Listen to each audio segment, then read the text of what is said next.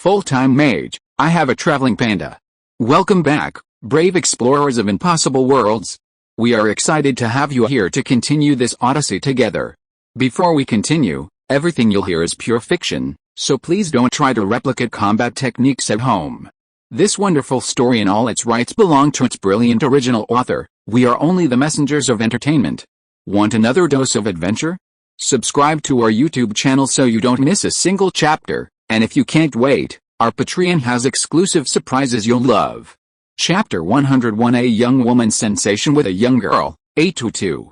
Mu Hongyun's hearing was astonishing. His divine sense immediately detected the two women behind him discussing him. He slowly stopped, turned to look at them, and smiled brightly. What are you two whispering about? Mu Hongyun sudden stop startled AI22, who let out a scream.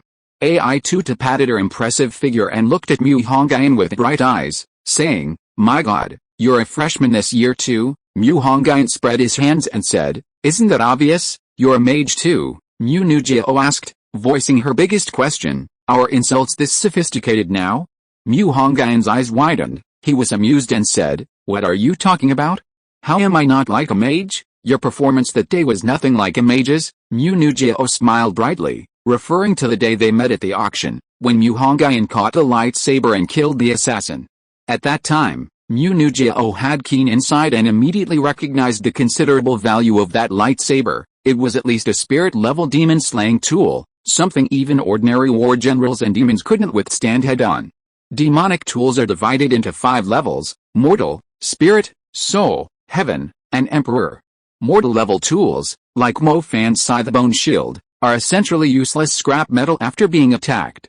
Spirit-level tools are like the light blade that attacked Mu Hongyun last time. They can break through the defenses of war generals and demons, but cannot kill them in one strike.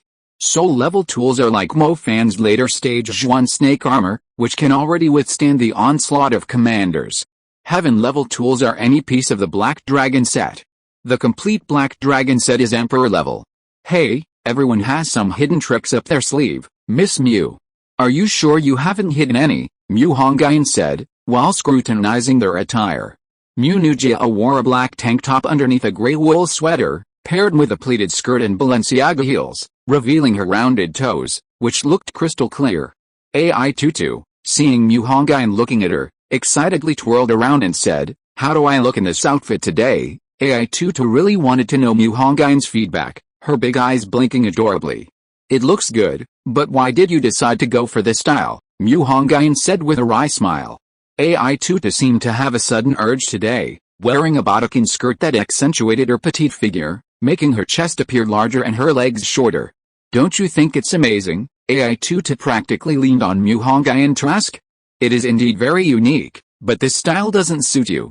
You should go back to being yourself," Mu Hongyun said tactfully. "Little bunny, you should change back into your old clothes." "I told you this outfit doesn't suit you," Mu Nujio said, covering her mouth. "So this outfit belongs to Mu Nujio." Mu Hongyun thought, pursing his chin. Okay. By the way, my God, how about we have dinner tonight?" AI22 said pitifully, tugging at Mu Hongyun's sleeve. "Little bunny," Mu Nujio's phoenix eyes widened slightly as she glared at AI22, who had again made a decision on her own.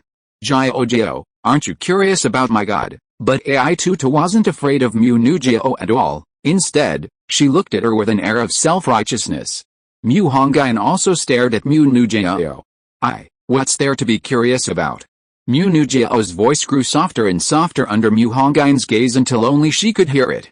This was the benefit of maximum charm. Just ordinary conversation made both beauties blush. "Aren't you curious about why my God's physique is so strong?" AI22's words were shocking and relentless. Not to mention Mu Nujio and the female classmate walking beside her, even Mu Hongyun himself was dumbfounded. AI22, what kind of inappropriate words are these, little rabbit? Are you trying to kill me? Mu Nujio's pretty face flushed crimson, grabbing AI22's arm to prevent her from escaping. "My God, do you agree or not?" AI22 pouted and asked. "But I already promised my roommate we'd have dinner together tonight." Mu Hongyun hesitated. Going back on his word wasn't his style. "That's easy, my God, you invite your friends too." AI22 waved her hand dismissively. "I'll go back and ask. I'll head to the classroom first." Mu Hongyun nodded and walked towards the Healing Academy. Wow, my god is truly a god, even his departing figure is so handsome, Ai Tutu said, cupping her face in her hands. Little rabbit, you're hopeless. Do you even know who he is? Mu Nujio poked Ai Tutu's forehead in exasperation. What identity? Even if he's the legitimate son of some family, I'm still worthy of him, Ai Tutu raised her head and said proudly. What she said was indeed true. With her status as the little princess of a national-level military family, she was worthy of anyone in the country.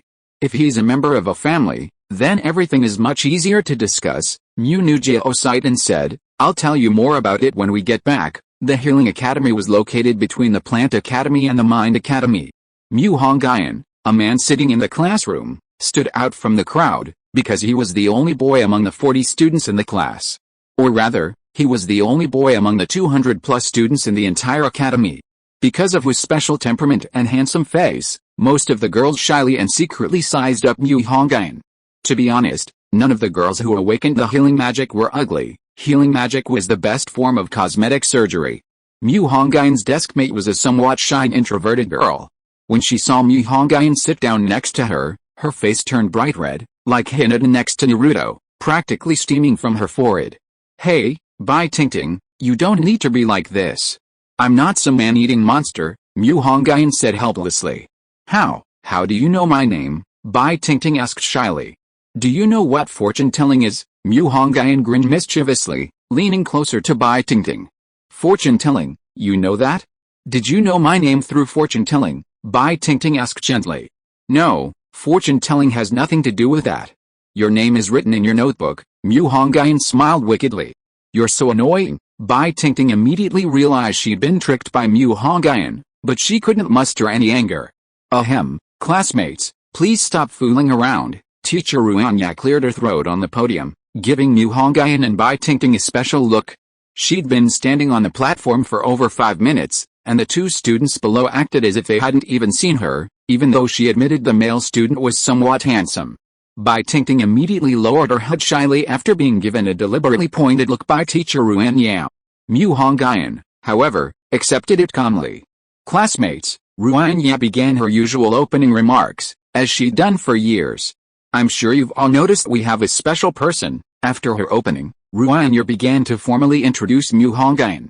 That's right, teacher, how could there be a boy in our class? A girl with long, straight black hair and long legs stood up and boldly asked. Good question.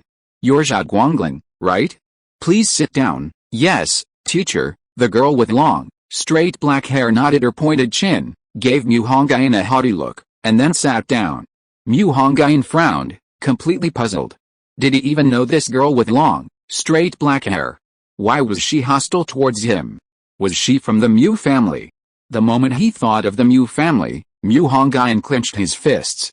Chapter 102 A Blade of Grass Among a Sea of Flowers. Mu Hongyun, should you say it yourself or should I say it for you? Ruanya asked with a smile. Teacher, you should say it, Mu Hongyun replied with a smile. Because Mu Hongyun is the only blessing mage in our school, Dean Zio has made a special exception and assigned him to our healing department. Do any of you have any objections? What, blessing department? The girls exclaimed in surprise one after another, all looking at Mu Hongyun in shock. They had originally thought that Mu Hongyun had awakened the healing department, which had a lower probability for boys, but they didn't expect that he had awakened the even lower blessing department. This was no less shocking than the smoke of war rises on Cybertron, the Prime Minister captures the Heavenly King 7 times, pairs of beautiful eyes instantly fell on Mu Hongyun, with expressions of surprise, shock, envy, and admiration.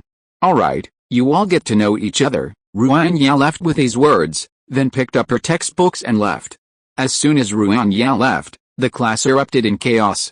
The girls behind him politely declined, saying, you go, oh, you go. Mu Hongyun had no idea what they were arguing about. The world has never lacked brave people, but finally, a female warrior stood up. A beautiful woman with a stunning figure, exquisite face, and a blend of allure and innocence plopped down in the seat to Mu Hongyun's left, saying in a sweet, coquettish voice, brother, we want to see your magic, is that alright? Her voice trailed off with a playful tone, so sweet it almost melted Mu Hongyun's heart. If Lingling knew, she would be furious. On the first day of school, the crystal was almost stolen. Want to see my magic? Of course, no problem. But in exchange, you have to promise me one thing, Mu Hongyun said, a sly glint in his eyes. What is it? Brother, please tell me first, the beautiful woman said, shaking Mu Hongyun's arm, her face full of longing. That is, tell me your name. Mu Hongyun's eyes narrowed with a smile. Oh, I hate you, brother. I thought something serious happened. I called Xianen. You're so mean. Xianen smiled like a noble white fox. Alright, watch closely, I'll cast it once. Mu Hongyun used his spiritual power to drive the blessing-type stardust. The milky white stars obediently formed a star trail sequence, the illusion of the star trail flashing across his chest. Holy grace, Warcry, a platinum lion appeared halfway above Mu Hongyun's head, roaring to the sky. Milky white ripples instantly swept across the entire class. The girls' minds were instantly cleared of all distractions, their minds became exceptionally clear, and a strong fighting spirit sprouted in their hearts. After letting the girls experience it for a dozen seconds, Mu Hongyun ended the spell. I just used the mutated blessing-type spell, Warcry, an area of effect spell that strengthens the fighting spirit of allies, increases their alertness, reduces pain by 40%, and has a deterrent effect on the enemy, Mu Hongyun explained. That's already incredibly impressive, Xianen said, looking at Mu Hongyun with admiration. Just as Mu Hongyun and Xianen were about to learn more about him, several elegantly dressed young men suddenly burst in. The second young man pointed at Mu Hongyun and said, Young Master Shen, it's him. I saw him being all lovey-dovey with his sister-in-law. Sister-in-law? All lovey-dovey? In an instant. The way the little girls in the class looked at Mu Hongyun changed again. I didn't expect such a handsome guy to be a player, one of the girls said disappointedly. He's more than just a player. Seducing a married woman, he's a total scumbag, a piece of trash, Zha Guangling said decisively. Mu Hongyun touched his nose. He didn't have any conflict with this woman, so why was she always targeting him? He was also a little confused. He said, wait a minute, did my CPU burn out? Who was I being lovey-dovey with? He would never do such a sneaky thing, and even if he did, he wouldn't let anyone see it. Stop pretending, I saw it with my own eyes, you can't escape. The boy from before pointed at Mu Hongyun's nose and said, Who the hell are you talking to? Mu Hongyun frowned slightly, activated his lunar magic, and the powerful repulsive force instantly blasted the boy away. The speed was so fast that even the noble boy in the lead didn't react in time. The next second, the foul-mouthed boy was embedded in the wall, his chest deflated, his life hanging in the balance. Mu Hongyun's move instantly shocked everyone present. Without any Star Trek connection, the extra was instantly blasted away. Could it be the legendary one thought creates a track? You? Shen Shan looked at Mu Hongyun with an angry face and said, You've gone too far. Liu Ben only said a few words to you, and you attacked him so severely. Are you angry because you're embarrassed? Angry because you're embarrassed, my foot. You tell me who I was being intimate with first. Mu Hongyun crossed his legs arrogantly, looking like an old master watching an opera in ancient times. Hey kid, weren't you all tangled up with AI Tutu during assembly? Let me tell you, AI Tutu is the woman I've got my eye on. Shen Shan, shut up. Shen Shan's words were cut short by a voice like a little lion's. Surprised, Shen Shan turned around to find AI Tutu and Mu Nujio standing at the classroom door. Shen Shan, what my relationship with my crush is none of your business. You're nobody to me, so stop bothering me and get lost. AI Tutu wasn't some pampered young lady like Mu Nujio, spoiled by several military bigwigs. She didn't care about anyone's status. She could say whatever she wanted. Tisk tisk tisk, a sound like someone calling a dog came from Mu Hongyun's mouth. Shen Shan glared at Mu Hongyun, his eyes practically spitting fire, and said coldly, I advise you, don't be a fool. Mu Hongyun patted Shen Shan's shoulder playfully and said, Go back to Gotham. Batman said he won't hit you anymore. A low chuckle rippled through the classroom. Young Master Shen, he called you a clown? The henchman in the third position explained to Shen Shan. I fucking know. Shen Shan glanced at the henchman with a cold expression, then said indifferently, I'll let you off this time for Tutu's sake. Let's go. The group of energetic young men didn't forget to point and whisper about Mu Hongyun as they left. Mu Nujio, standing behind them, almost laughed when she heard Shen Shan's words. Who was really letting whom off the hook? If Shen Shan knew Mu Hongyun's identity, he would probably feel incredibly lucky about his actions today. My god, Let's go. I'm a super good driver. After Shen Shan left, AI2 quickly grabbed Mu Hongyun's arm and said excitedly. Don't rush, I'll go back to the dorm and make some arrangements. I'll call you later, Mu Hongyun said, patting AI2's head. Okay, my god, don't forget. Chapter 103 Third brother is right. Just as Mu Hongyun was about to retreat, Xianan grabbed his arm and said, Brother, let's add each other on Wetchet. Xianan pouted her cherry lips, her eyes sparkling with flirtatious charm. Xianan's beauty was in no way inferior to Mu Nujiao's. For some reason, this character wasn't even mentioned in the original story. Of course, it's my honor to have you, you're so beautiful. Mu Hongyun's words made Xianan's heart flutter with joy. To be honest, among all the younger sisters, only Xianan's way of addressing him was truly endearing. Look at her, calling him brother so gently. After adding each other on Wetchet, Mu Hongyun said goodbye to the others and quickly walked back to his dormitory. Zhu Lindong and Dongfang Xiaoyan had just returned as well, and Mu Hongyun simply said, I have a few friends who are also freshmen, how about we get together? Of course, no problem. Are there any girls? Dongfang Xiaoyan said generously at first, then asked cheekily. Yes, that's fantastic. I'll pay tonight, Dongfang Xiaoyan said with a wave of his hand. After the two agreed, Mu Hongyun sent a message to Mo Fan. Mu Hongyun, Oi Mo Fan, Oi Mu Hongyun, tonight at the top of the hour. Mo Fan, OG Kong. Then, Mu Hongyun notified AI2 and Mu Nujiao. It was still early, so the three of them sat in the dormitory and played some more cards. During this time, Tang Lan did not return and no one knew where she had gone.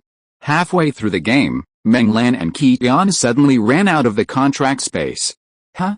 Old Mu, who are they? Zhu Lindong accurately captured the slight spatial fluctuation when the two little beasts appeared, and then saw Meng Lan and Qiyuan behind Old Mu. Momo, Qiyuan, why did you two come out? Mu Hongyun said while drawing cards. Suddenly a madman sharpens his knife at night, Meng Lan roared to the sky. The Emperor star sways and Mars is high, Qiyuan howled. The two little beasts leaped at Mu Hongyun, who was momentarily distracted, and the two beasts were controlled in mid-air by lunar magic. Oh, they are my contracted beasts, Mu Hongyun said to Zhu Lindong, then looked at the two and said, what kind of drama are you two playing now? We heard you went out for a big meal a long time ago, but you didn't think about us at all, Meng Lan said, baring her teeth and claws in the air. Third brother is right, Mu Hongyun chuckled and said, so you're planning to rebel? We'll let you taste what it's like to be locked in a dark room. Meng Lan put her hands on her hips. Third brother is right, Mu Hongyun rolled his eyes and said, alright, stop role-playing, I'm taking you two with me tonight. Third brother, oh, no, Mu is right, Qiyuan corrected his words in time. Slap, Meng Lan slapped Qiyuan to the ground with lightning speed. Old Mu, your two contracted beasts are quite cute, but they're only in their cub stage. You'll need to nurture them for a while, Dongfang Xiaoyan said honestly. It's about time, let's go out for dinner. Old Mu, you tell your friends, Zhu Lindong said, glancing at his cards and tossing them aside. Alright, is that how you play? Lindong, you'll have to punish yourself with 3 drinks tonight, Dongfang Xiaoyan said, grabbing Lindong's cards and looking at them. Mu Hongyun beckoned, and Mamor and Qiyuan climbed onto his shoulders, one on each side, and the three of them left the dormitory. The three first met up with Mo Fan, whose skin was even fairer than Dongfang Xiaoyan's. This was simply alarmist. To be honest, Mo Fan used to be dark-skinned, and his skin only became slightly fairer after absorbing the rose flame. Old Mu, your two roommates are obviously very skilled, they must be exceptional individuals, Mo Fan said, showering Zhu and Dongfang with compliments as soon as they met. Friend, I see your destiny palace is purplish, a sign of nobility. You'll rise to prominence when the winds of change blow, Zhu Lindong said, true to his family's reputation as a strategist, his vocabulary flowing smoothly. I agree, Dongfang Xiaoyan nodded. Let's go, let's head to Lujiazhu, Mu Hongyun said. I'll go get the car, Dongfang Xiaoyan flashed his BMW car keys, ready to drive. Suddenly, a pink G-Class pulled up from behind. Mo Fan, seeing this, clutched his stomach and laughed. Whose idiot's car is this? Dyed a deathly Barbie pink, the G-Class stopped smoothly beside the four of them. Mo Fan took a few steps back in fear, saying, "Damn, is the driver going to hear this and get out to beat me up?" Then, the petite AI Tutu got out of the driver's seat. She had changed into a cute, pale yellow dress that afternoon. AI Tutu even deliberately puffed out her ample bosom. "My God, get in the car," AI Tutu said sweetly, her face beaming with a bright smile. "Holy crap, holy crap, holy crap," Mo Fan, Zhu Lindong, and Dongfang Xiaoyan all exclaimed holy crap, in unison, their eyes widening in disbelief. Mu Hongyun had actually managed to snag this kind of gigolo? "The three of you, I'll take the car first. You can go on your way." Mu Hongyun smiled and got into AI Tutu's passenger seat. "Damn, old Mu actually knows such a hot girl, and he didn't even tell me," Mo Fan exclaimed, his eyes wide. "Brother Mo Fan, that's not the most important thing. Do you know who this girl is?" Dongfang Xiaoyan asked, a hint of disbelief in his eyes. "Who is she? Is she some big shot?" Mo Fan asked. Zhu Lindong also silently pricked up his ears. Their huge family was a reclusive family and didn't know much about modern families. "You know the 5 great generals of our Eastern Empire, right? The Heavenly Marshal General of the Northern Military Region is that girl's grandfather," Dongfang Xiaoyan said in a low voice. He was actually quite shocked. After all, AI Tutu was very famous in the circles of Beijing and Shanghai, and was the most beloved little princess of the AI family. Whoever married AI Tutu could gain the AI family's full support. So ruthless. Old Mu, you're actually secretly living off a woman." Mo Fan was extremely contemptuous, and envious, of Mu Hongyun. In the Pink G class, Mu Hongyun had just sat in the passenger seat when he felt a deadly killing intent. Mu Hongyun frowned and said, "Something's not right." 9 out of 10 things are not right. AI Tutu, who was fastening her seatbelt, looked up in confusion. "What's wrong?" "I feel a killing intent," Mu Hongyun said in a very low voice, close to AI Tutu. PFFT, unexpectedly, after Mu Hongyun finished speaking, AI Tutu burst out laughing. "You'll see what's going on when you look back." Mu Hongyun turned around and saw Mu Nujio staring at him with eyes blazing with anger. "Miss Mu, why are you looking at me like that?" Mu Hongyun said, somewhat puzzled. "Before I met you, the seat next to the little rabbit was mine," Mu Nujio said through gritted teeth. "Hey, you're going to fight over something like this," Mu Hongyun said with a helpless smile. "There's an excellent barbecue stall on the snack street in Lujiazhu, which Mo Fan discovered and recommended to Mu Hongyun." The pink G-Wagon had barely arrived when Dongfang Xiaoyan's BMW followed. Chapter 104 Drinking Bluebird Beer, Beating Up Friends and Relatives. "Boss, 2 cases of Qinling beer, please," Mu Hongyun said to the boss without hesitation. Wait, do you really want all of that?" Upon hearing 2 cases, Zhu Lindong's head started spinning, and he quickly stopped Mu Hongyun. "What do you mean can't finish or can't finish? These 2 cases are mine. You guys can order whatever you want." Mu Hongyun gave Zhu Lindong a puzzled look. "Awesome. Drinking Qinling beer, beating up your friends and family." Dongfang Xiaoyan gave Mu Hongyun a thumbs up. "You're full of rhymes. Are you preparing for graduate school?" Mu Hongyun glared at Dongfang Xiaoyan again. AI Tutu and Mu Nujio each held Meng Lan and Qishan, a combination of a lolly and a delicate panda, and a mature woman and a golden monkey. Then they ordered some signature dishes and sat down by the window. Come, sit down." Mu Hongyun invited everyone to sit down, and AI Tutu plopped down to Mu Hongyun's right. Smelling the fragrance emanating from Mu Hongyun, AI Tutu blushed again, as if something had occurred to her. Mu Hongyun took a large glass, which would require 2 cans of beer to fill. Just as they sat down, Mo Fan said casually, "Old Mu, I was wondering why you hadn't come to see me for months. Turns out you've been secretly living off a woman and are having a great time." "Yeah, Old Mu, why don't you introduce these 2 beauties?" Dongfang Xiaoyan chimed in. "Shatapu. What are you thinking? This is Mo Fan, my good brother, a newbie in the summoning class. AI Tutu, my friend, a freshman in the plant class. Does this national goddess need an introduction?" Mu Nujio, also in the plant class, after introducing the 3, Mu Hongyun added, "These 2 are my roommates, Dongfang Xiaoyan." Zhu Lindong, hiss. "These 2 names are terrifying." Mo Fan couldn't help but gasp, staring at the 2 in shock. "Brother Mo Fan, you don't know yet, but your summoning department is in big trouble." After everyone clinked glasses for the first time, Dongfang Xiaoyan said. I heard about the welcome ceremony. I never expected this school would make our summoning department just a runner-up for everyone else, Mo Fan said with a wry smile. You could say the whole department is just a runner-up for your summoning department, Zhu Lindong said with a smile. So what's your summoned beast? Can you tell me in advance? Mu Nujiao's clever little mind quickly realized that the people gathered around Mu Hongyun must be outstanding individuals, so she asked with a quick glance. Sigh, mine is just an ordinary Helber wolf, Mo Fan said with a sigh. Damn, a war general, everyone exclaimed in surprise, their shocked eyes all falling on Mo Fan. They hadn't expected that Mo Fan was the one who had been hiding the truth the most. The Helber wolf was no ordinary wolf demon. It was one of the most terrifying wolf demons at the war general stage, possessing the strength and defense of a bear, and the agility and cunning of a wolf. With Mu Hongyun's addition, Mo Fan's summoned beasts were different from before. With the help of the Azure Dragon Totem, his contracted ghost wolf evolved into the most ferocious hellbear wolf. What am I? Old Mu is the most cunning one among us, Mo Fan said quietly. Mu Nujiao and Ai Tuta nodded in agreement. Dongfang Xiaoyan and Zhu Lindong turned to look at Mu Hongyun again. So the real schemer was here. Mu Hongyun shook his head and said, I'm just an ordinary healing mage. Come on. Let's drink. The drinking session lasted until 9 o'clock in the evening, and Mu Hongyun finished 2 cases of Azure Bird beer like he was eating sunflower seeds. My god, let me take you home, Ai Tuta didn't drink.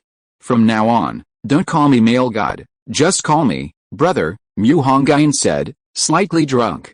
I'm not going back yet. I'll walk along the Huangpu River to sober up, Mu Hongyun waved his hand, and Meng Lan and Qian jumped back onto his shoulders. Then, ignoring everyone, he waved and left. Alright, you two beauties, don't worry about him. I know his alcohol tolerance, he's probably faking it. I wonder what he's up to, Mo Fan said. The Huangpu River surged and rolled. Mu Hongyun walked slowly along the river like a drunken youth, occasionally stumbling. The brightly lit streets in the distance grew farther and farther away, and the surrounding environment grew darker and darker, as if a dark aura lingered in the night. Suddenly, a bloody smell, thick with the aroma of alcohol, entered Mu Hongyun's nostrils, catching him off guard like a sudden gust of lightning. How? A soft laugh appeared in the darkness. The crystal-clear, crystalline blood-red liquid, like a lurking assassin, suddenly struck, aiming for Mu Hongyun's throat and heart, intending to kill him instantly. The attacker, lurking in the darkness, never expected the mission to end so easily. A soft, cold laugh echoed in the darkness. Crack, the blood-red liquid, powerful enough to pierce steel, suddenly stopped upon contact with Mu Hongyun. Mu Hongyun, who had somehow regained his footing, now held the coiled blood-red liquid in one hand, showing no signs of drunkenness. I've been waiting for you for ages. Why are you so cowardly and cautious? I've already sneaked out for 2 miles, Mu Hongyun sighed. You actually dared to touch my venomous blood-red liquid with your bare hands? How arrogant, the attacker muttered in astonishment. You didn't even bother to find out my strength before trying to assassinate me. Crack, crack, crack, the strangely shaped blood-red liquid was instantly crushed into fragments. Mu Hongyun shook his head and said, with this little bit of hardness, you're not even as good as Ski Lu's polehead. Let me see who you are. Mu Hongyun's eyes flashed with murderous intent, and his arm, radiating 7-colored light, slammed towards the attacker's location. 5 sacred mountains' great handprint, a profound aura was revealed, and the phantoms of 5 towering divine mountains solidified around Mu Hongyun's body, a vast and wild aura sweeping wildly across the nearby Huangpu River. Huge waves were stirred up within the Huangpu River. Suppress him, the great hand, carrying the power of the 5 sacred mountains, slammed down with lightning speed. The attacker in the darkness knew something was wrong. His 6th sense frantically signaled death. True blood substitute. The attacker gritted his teeth, revealing a pained expression. He thought to himself, after escaping, he must demand more reward from the Shen family. As if reading his thoughts, Mu Hongyun said, run, you can't escape. Golden rock capturing dragon technique. Mu Hongyun, his body covered in golden light, instantly tore through the darkness in blood-red light, his fists flashing as they struck the attacker. Bang bang bang. The sounds of fists landing echoed, and the attacker rolled out of the darkness, revealing his true face. He was a man wearing a blood-red robe, the style somewhat reminiscent of a nobleman from the British Empire, his face surrounded by a gloomy, dark energy. So, who am I? Just a little vampire. Upon seeing the attacker's face, Mu Hongyun smiled instead of being angry. Chapter 105 Subduing the Blood Clan. Light Talisman. Mu Hongyun raised his hand and sent out several light talismans. These talismans burned in the air, transforming into swords, spears, and axes made of light elements. The light elements shone brilliantly, instantly illuminating a large area of darkness. Without shadows, the vampire could not use shadow. Shadow is a technique for stealth, or shadow is a type of martial arts technique. The light element hooks that were thrown out pierced the vampire man's collarbone with lightning speed, sealing off most of the vampire man's ability to move. The remaining light element swords, light element spears, and light element axes all came at him, the scorching heat of the light rapidly causing his body to fester. The vampire man seemed to be set on fire, howling madly on the ground. The vampire man was sealed on the ground by the light element weapons, daring not to move at all. The light elements were comparable to intense radiation to him, rapidly damaging his body. A philosopher once said, "Forgiving you is God's responsibility. I am only responsible for sending you to meet God," Mu Hongyun said with a cold smile, extending an invisible and intangible sword of destiny from his hand. "Kill!" Mu Hongyun roared and swung his sword fiercely. Swoosh! From the darkness, another figure flew out, a shield of viscous blood blocking Mu Hongyun's attack. "Yo-ho!" Mu Hongyun exclaimed in surprise. "Dragon Tiger Heavenly Gang!" Mu Hongyun exerted his full strength, gray dragon and tiger energy climbing his body, his fists covered in golden light. "You should be glad my flying sword hasn't finished gestating yet, otherwise, one round would have been enough to kill you both." Mu Hongyun's voice echoed in the ears of the two vampires, but his figure had already disappeared. The vampire who had just joined the battle was a middle-aged man. He glared back at the man and cursed, "Nidong, you idiot, where do you think you are? You still dare to go back to your old ways, you're really courting death?" The middle-aged vampire's tone was full of dissatisfaction with the Nidong. When they were in Europe, they were basically assassins of the Assassin's Hall, and even after coming to Donghuang, they couldn't change these habits. The Shen family only said he was a student, they didn't say he was so strong, Nidong said somewhat sarcastically, believing that the mistake was not his, but that the information the Shen family had given him was inaccurate. "Fool, if the Shen family knew the intelligence, why would they bother looking for you? You've been used as a pawn." The middle-aged man felt that Nidong was hopelessly stupid. "What are you whispering about? Tell me." Mu Hongyun's voice suddenly appeared. His figure had appeared between the two of them at some point, and he said with a playful smile, "When did you?" The middle-aged man's blood-red pupils widened instantly. He hadn't sensed Mu Hongyun's presence at all. "I didn't expect that there would be a commander-level vampire in Shanghai. Oh no, I should say a count-level vampire." The middle-aged vampire began. "Friend, could you give me some face?" Before he could finish speaking, he was immediately interrupted by Mu Hongyun. "Face? What face do you have?" A cool breeze blew across the shimmering Huangpo River, but it couldn't compare to the coldness of Mu Hongyun's words. "A commander-level vampire's fang must be extremely valuable." Mu Hongyun's next sentence instantly ignited the middle-aged vampire's anger. Insolence, he simply didn't want to cause any more trouble, but that didn't mean he was afraid of Mu Hongyun. The middle-aged vampire's eyes flashed red, and he unleashed a terrifying killing move, Bloodstorm. Endless blood erupted from behind him instantly, the blood as sharp as blades, as crimson as maple leaves, transforming into an endless storm. As a creature of darkness, the vampire's manipulation of shadows was also first-rate. If he only dealt with a bloodstorm and forgot to defend his feet, he would suffer a great loss. Shadow Purgatory. Beneath Mu Hongyun's feet, the shadow had somehow transformed into a dark, viscous pool, and the cold shadow energy tried to erode Mu Hongyun's legs. HMPH, once you enter my Shadow Purgatory domain, you're at my mercy, the middle-aged vampire sneered, wanting to completely annihilate Mu Hongyun. Over the years, few had dared to tell him that his blood fang was valuable. Golden robe, White Emperor. Suddenly, the sound of water droplets falling suddenly appeared in the surrounding space. Golden, chilling sword energy began to swirl around Mu Hongyun, slicing through the shadowy ground, countless Zhengjin sword energies emitting resounding clangs. Mu Hongyun held his hand before his eyes, slowly drawing a sharp bone sword from the void. He had already mastered half of the first level of the sword technique, divine ability, wind and cloud, The boundless sword intent climbed like a mountain. Slash! Mu Hongyun's swift sword strike instantly obliterated the terrifying storm of blood. The sword energy, like a sliver of sky, struck the middle-aged vampire, sending him flying backward. Thick blood splattered on the ground, the wound on his chest oozing blood, yet showing no sign of healing. It turned out that the Jingjin sword energy, being an innate sword energy, clung to the wound like a leech, preventing it from healing. Brother, a clear, ethereal wind suddenly swept through the darkness, and a tall figure suddenly appeared from the shadows. Xianen. Are you a vampire too? Mu Hongyun was somewhat puzzled, he hadn't detected any vampire aura on Xianen. Xianen was surprised to see Mu Hongyun, she had been summoned by the middle-aged vampire to save her life. Unexpectedly, she arrived to find Mu Hongyun about to kill her. I'm a hybrid of human and vampire, with human blood dominating, but I still retain some vampire abilities. Afraid Mu Hongyun wouldn't believe her, Xianen quickly extended her shorter blood fangs. If you're here to protect them, then I'm sorry, you can't. Although surprised by Xianen's identity, Mu Hongyun didn't decide to let the two vampires go. Brother Xianen didn't intend to be Mu Hongyun's enemy. If force wouldn't work, she'd try a softer approach.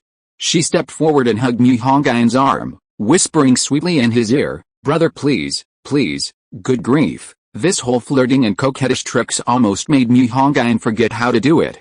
Mu Hongyun reached out and put his arm around Xianen's waist, saying, "If that's your attitude, then there's room for negotiation." Mu Hongyun made her hand seal, and the Jingjin sword energy from the middle-aged vampire's wound flowed into his heart meridian, condensing into a Jingjin sword talisman.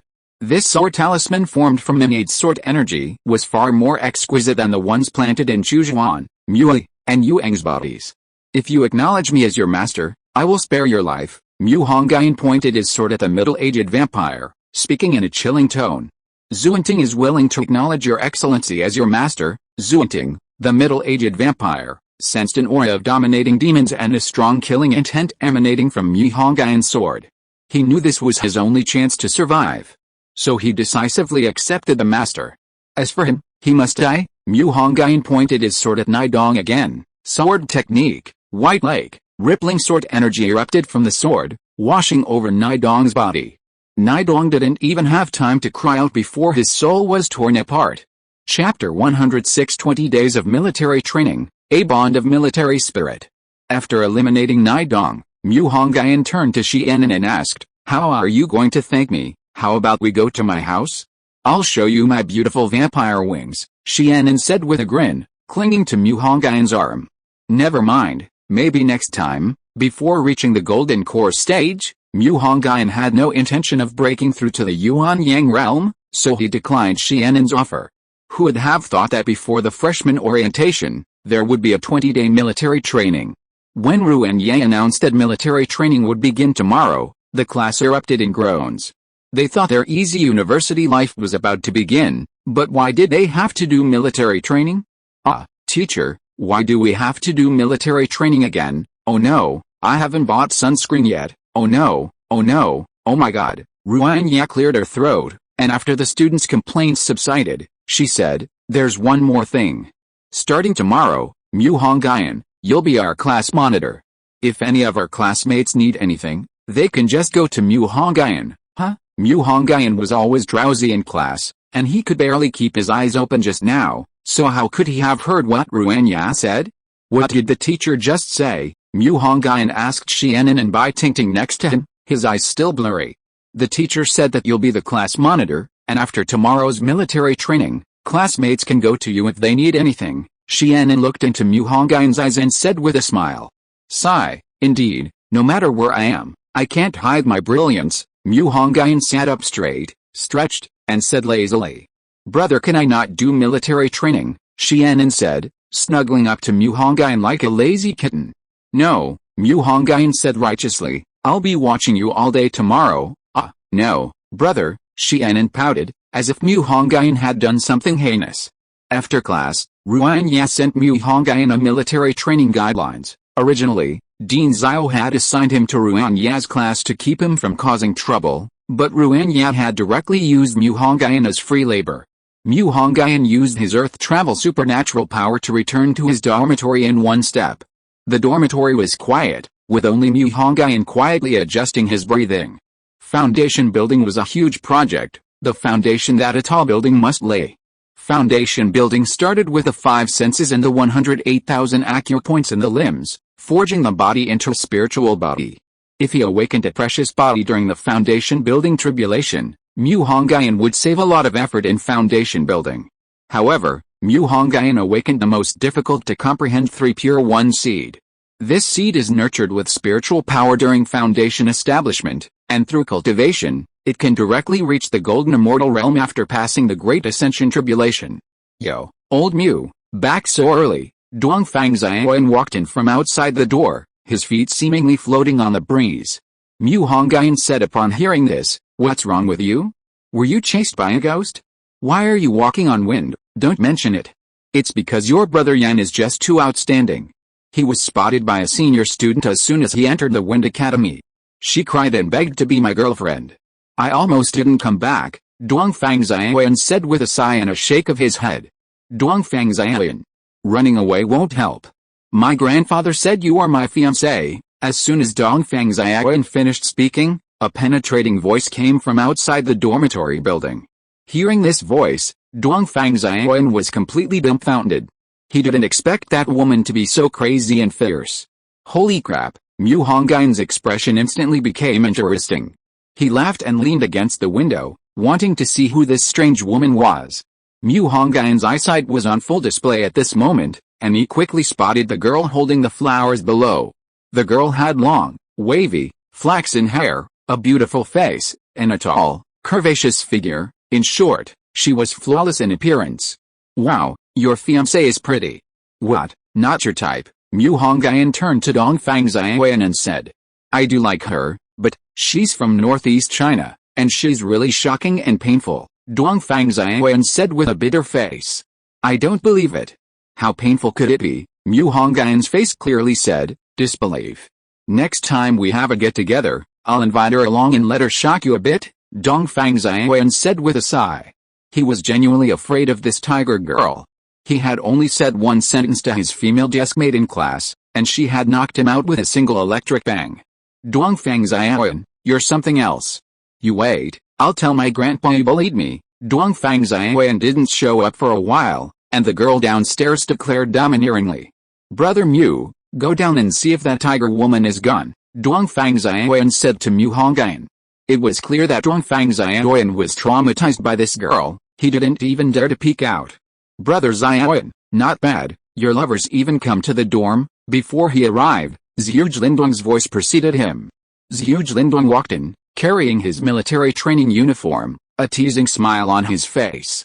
By the way, old Mu, there's a very pretty girl looking for you downstairs. Zhu Lindong's gaze shifted to Mu Hongyun, his eyes filled with envy and admiration. Everyone knew that the girls at Mingzhu Academy were famously beautiful, but unfortunately, their fates differed greatly. He and Dongfang Xiaoyan were like two old sworn enemies, while Mu Hongyun already had a third beautiful girl by his side, and she wasn't even as stunning as Mu Nujiao. Then I'll go down and see, Mu Hongyun said, walking downstairs, and was surprised to see someone quite unexpected. It's you? Mu Hongyun was quite surprised. At first, he thought it was Ai Tutu, Mu Nujiao, or even his good sister Xianan. But the person who came was the introverted beauty, Bai Tingting. Xiao Bai, did you come to give me my military training uniform? Mu Hongyun asked, looking at the two military training uniforms in Bai Tingting's arms. Bai Tingting lowered her head shyly. The gazes of the surrounding boys already made her very uncomfortable. Now, she met Mu Hongyun's gentle gaze. Her face turned bright red, and her heart pounded like a deer. She said in a voice as soft as a mosquito's buzz, the teacher who collected the military training uniforms said that you're the only boy in the healing department, so he asked me to carry them for you. After saying that, Bai Tingting pushed one of the military training uniforms into Mo Fan's hands and then quickly left. That tiger girl is so silly. Mu Hongyun looked at the military training uniform in his hand, then at Bai Tingting who had already run far away, shook his head, and turned back to his dormitory. The 20-day military training began without warning. Considering that the healing-type students were mostly female, a female instructor was assigned to train them. Hello everyone, my name is Nanju, and I'll be your instructor for the next 20 days, Military training instructors at top universities like Mingzhu Academy and Didu Academy are officers from the 5 major military regions. Officer Nanju had neat, short, ear-length hair. Her unique temperament and beautiful face always made people overlook her gender. It wasn't that her face was particularly angular or masculine, but rather that her solemn and dignified demeanor overshadowed her outstanding feminine charm. There's another boy here, because Mu Hongyun was standing at the head of the line, and his appearance and temperament were particularly dazzling. Nanju quickly noticed him. Chapter 107 Tips and Tricks for Acting Cute and Coquettish. Alright, take a break. Nanju only made the healing type class stand at attention for less than half an hour before letting them rest. Since healing type mages are generally snapped up by military regions and hospitals and wouldn't become hunter mages, the physical requirements weren't as high. Yay, instructor, you're so nice. Xianan jumped up excitedly, her face beaming with happiness as she hugged Nanju. Nanju was caught off guard by Xianan's hug and smiled slightly. Who wouldn't like a lively, cheerful, and sweet-talking girl? Mu Hongyun was just about to walk towards the shade when his phone rang. The milk tea he bought for the whole department had arrived. Hello, Mu Hongyun kicked Xianan's bottom. What are you doing? Xianan turned to look at Mu Hongyun, a hint of resentment in her eyes. Come with me to get something. I don't want to. Xianan shook her head. I'll give you one more chance to say it, brother. I don't want to go. I'm so tired, Xianan said, pounding her delicate, slender legs, looking pitiful. Really, you? Xianan always used her little tricks of acting cute and flirting on Mu Hongyun, but Mu Hongyun was surprisingly susceptible to it. Fine, I'll go by myself then. Mu Hongyun shook his head and walked towards the south gate. Mu Hongyun was quick on his feet, and in no time, he returned, with 2 large insulated boxes floating behind him. Wow, a space-type mage? He's so handsome. I wonder if he has a girlfriend. Handsome and strong, he's practically the perfect boyfriend. Mu Hongyun often heard such comments as he passed other groups, but he had become able to take them in stride. Come on, Xianan, come help me distribute milk tea to the students. The left side is iced, and the right side is hot. Xianan, who was sitting on the ground, quickly stood up, dusted herself off, and walked over, saying, Wow, class monitor, you're so rich. You're actually a young woman from Shanghai. Ah, class monitor even separated the hot and cold ones. I'm so happy, it's so much better than my deadbeat boyfriend. Class monitor, how can you be so kind? The girls lined up in an orderly fashion to get their milk tea, which drove the students from the botany department next door crazy. Damn, this guy's got some skills. Everyone else raises fish one by one, but he raises them by the whole class. Hearing this, AI Tutu, who was pouting, immediately objected, saying, What do you mean by raising fish? Can't you speak properly? What's wrong with him being the class monitor and caring for his classmates? You're such a disgusting person. Everything you see is disgusting, Mu Nujiao said quietly. Your eyes are practically red with jealousy. Miss AI, Miss Mu, do you need me to bring you your milk tea? Before Mu Nujiao could finish speaking, Mu Hongyun shouted to their group. No, I'm coming. A figure darted out like a cheetah. Even Mu Nujiao was surprised by the astonishing speed. AI Tutu ran quickly towards Mu Hongyun with her short legs, saying, No, my idol, did you buy this especially for me? AI Tutu took the milk tea from Mu Hongyun's hand, grinning foolishly at him. Yes, didn't I tell you to call me brother from now on? Mu Hongyun said. I don't want to share the title of brother with anyone else. After AI Tutu finished speaking, she glared at Xianan without showing any emotion, as if to say, You little vixen. How dare you seduce my idol? Xianan immediately looked innocently at Mu Hongyun. Brother, look at her. Mu Hongyun rolled his eyes helplessly. This was a war between a drama queen and a green TBTCH, his level wasn't qualified to interfere. In the distance, Nanju, sitting in the shade, saw this scene and couldn't help but smile slightly. Love and romance, how boring. In fact, Nanju's real age was about the same as Mu Hongyun's, but because she had been exposed to demons and life and death earlier in the military region, she was much more mature psychologically. The golden sunset was slowly descending, ushering in the most beautiful moment of the day. The golden sunset and the fiery red clouds complemented each other, and with the head instructor's dismissal, the whole place was filled with cheers. Mu Hongyun transformed in a flash, his pure white robes instantly replacing his military training uniform. This seemingly magical feat left Nanju completely stunned. The next second, Mu Hongyun took a simple step and vanished. Outside the city of Shanghai lay a desolate landscape. A colossal azure beast galloped about, each step causing the ground to tremble and thunderously rumble. Atop the beast's head stood a domineering figure. His form was like a straight javelin. No matter how the beast moved, he remained unmoved. He was none other than one of the four who had stopped Mu Hongyun and Qi Daochen, the Hunter King Du Xiao. Uncle Du Xiao, the target is about to escape Enji. Lingling's unique, silvery voice came through Du Xiao's earpiece. Holy crap, there are people in Enji? The leather-clad demon man flying in the air exclaimed in shock. Under the silvery moonlight, on the desolate land, the pale yellow Enji, safe realm, radiated a dreamlike glow. Suddenly, a pure, elfin-like youth stood before Enji. The target being pursued by the Hunter King was a swift black shadow. In the moonlight, a pair of scarlet eyes gleamed from the shadow, containing extreme savagery and cruelty. Lingling, quickly remind him. Don't let that monster get close, Du Xiao said anxiously to Lingling. He knew the monster's physical terror was no less than that of a commander-level demon. Don't worry, Uncle Du Xiao, Lingling's confident voice came through the earpiece. I trust Mu Hongyun more than his physical strength. Only after saying this did Lingling realize the ambiguity of her words, and she blushed instantly. Whoosh, Mu Hongyun watched the imposing figure rush towards him, and an ancient poem involuntarily came to mind. The north wind sweeps across the land, breaking the white grass. In the 8th month of the northern sky, snow flies. Here it comes. Mu Hongyun thought to himself, Five-finger fist heart sword, Black Emperor. The five-finger fist heart sword, utilizing void sword ki, is arguably one of Mu Hongyun's strongest sword techniques.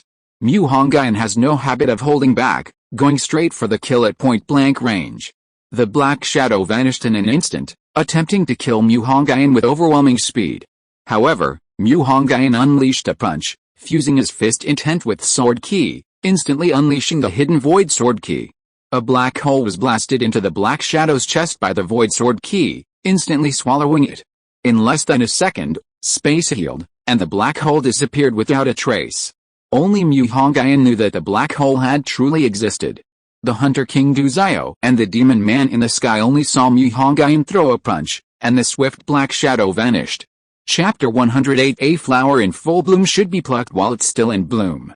What kind of monster is this?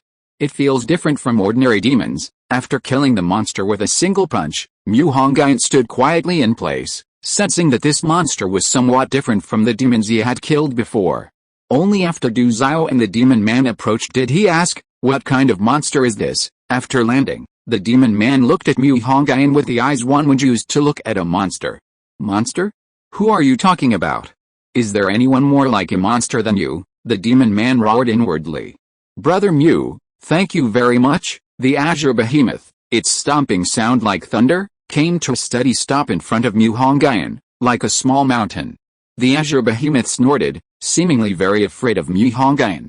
Du Xiao landed on the behemoth's head and said sincerely to Mu Hongyun. You're welcome, you're welcome. Lingling told me the location is here. Oh, right, where's Lingling? The demon man next to him was shocked when he heard the Hunter King call this young man brother. Mu Hongyun glanced at the azure behemoth but didn't see Lingling. Lingling is remotely controlling it from the city. The Hunter King thought it was dangerous, so he didn't let her come out, the demon man quickly said. I see. Now that things are settled, I'll head back to the city. Mu Hongyun finished speaking, and his body vanished instantly. Even Du Xiao was shocked, he couldn't figure out how Mu Hongyun disappeared. However, one thing he was certain of was that it definitely wasn't high-level spatial magic. On the bund of Shanghai, a skyscraper like a sword stood tall, its surface shimmering with golden light, dazzlingly bright. At the top of the Golden Star building was an environment resembling a manor garden, planted with expensive and beautiful flowers from all over the world, as if a secret garden created for someone. In the center of this floral paradise sat a sofa upholstered in snow-white fur, its front gleaming like crystal diamonds. But all of this paled in comparison to the woman sitting on that sofa. She was a noble woman dressed entirely in black and crimson, her mysterious face veiled by a soft purple veil. Her proportions were perfect, her elegant dress accentuated her stunning figure, and her long, shapely legs were encased in luxurious stockings, like the most perfect work of art. She wore sky-high heels that seemed to be adorned with stars, revealing her rounded toes and delicate, white insteps. Her pale golden hair cascaded down her back, and even without seeing her face, her aura was unforgettable. However, those who knew this lady knew that not only was her aura unforgettable, but her methods were as ruthless. For example, the middle-aged tycoon kneeling at her feet was pale-faced, utterly surprised that this lady had come in person. The noble and elegant lady paid no attention to the kneeling tycoon, as if it were his natural duty. She closed her eyes, inhaling the fragrance of flowers in the air. In the silent space, only the ticking of the clock made the garden seem utterly empty. "You fools. You've destroyed all the backup plans I left in Shanghai," she spoke abruptly, her voice slow and deliberate. The moment Qinling spoke, the middle-aged tycoon trembled with fear. It was as if death, wielding a deadly scythe, was approaching him step by step. "Please calm down, my lord," the tycoon stammered, cold sweat pouring down his forehead, enough to water the flowers. "Who killed Pheromone?" The tycoon paused, then forced a fawning smile. "My lord, Lord Pheromone died at the hands of a hunter named Mu Hongyun." Mu Hongyun was a high-ranking hunter from the Qingshan hunting grounds. The tycoon breathed a sigh of relief. His lord hadn't taken his negligence to heart. It seemed he wouldn't die. Mu Hongyun. After listening to the wealthy man's speech, Qinling sat silently on the sofa, pondering the name. Qinling closed her eyes, her beautiful brows furrowing deeply, as if she had encountered a difficult problem. Tap. Tap. Tap. Her slender, white fingers tapped the metal pocket watch in her bosom. The third tap abruptly stopped. When she opened her eyes, the middle-aged tycoon lay in a pool of blood. Qiling's gaze remained calm, unmoved. She stood up, glanced around at the surrounding flowers, and said with a touch of melancholy, "Gather your rosebuds while you may, lest they wither and fall." Stepping out of the aristocratic garden, a charming young woman suddenly appeared behind her. "Teacher, this Mu Hongyun, could he be the one who caused the great trouble for the Mu clan a few months ago?" the young woman asked Qinling respectfully.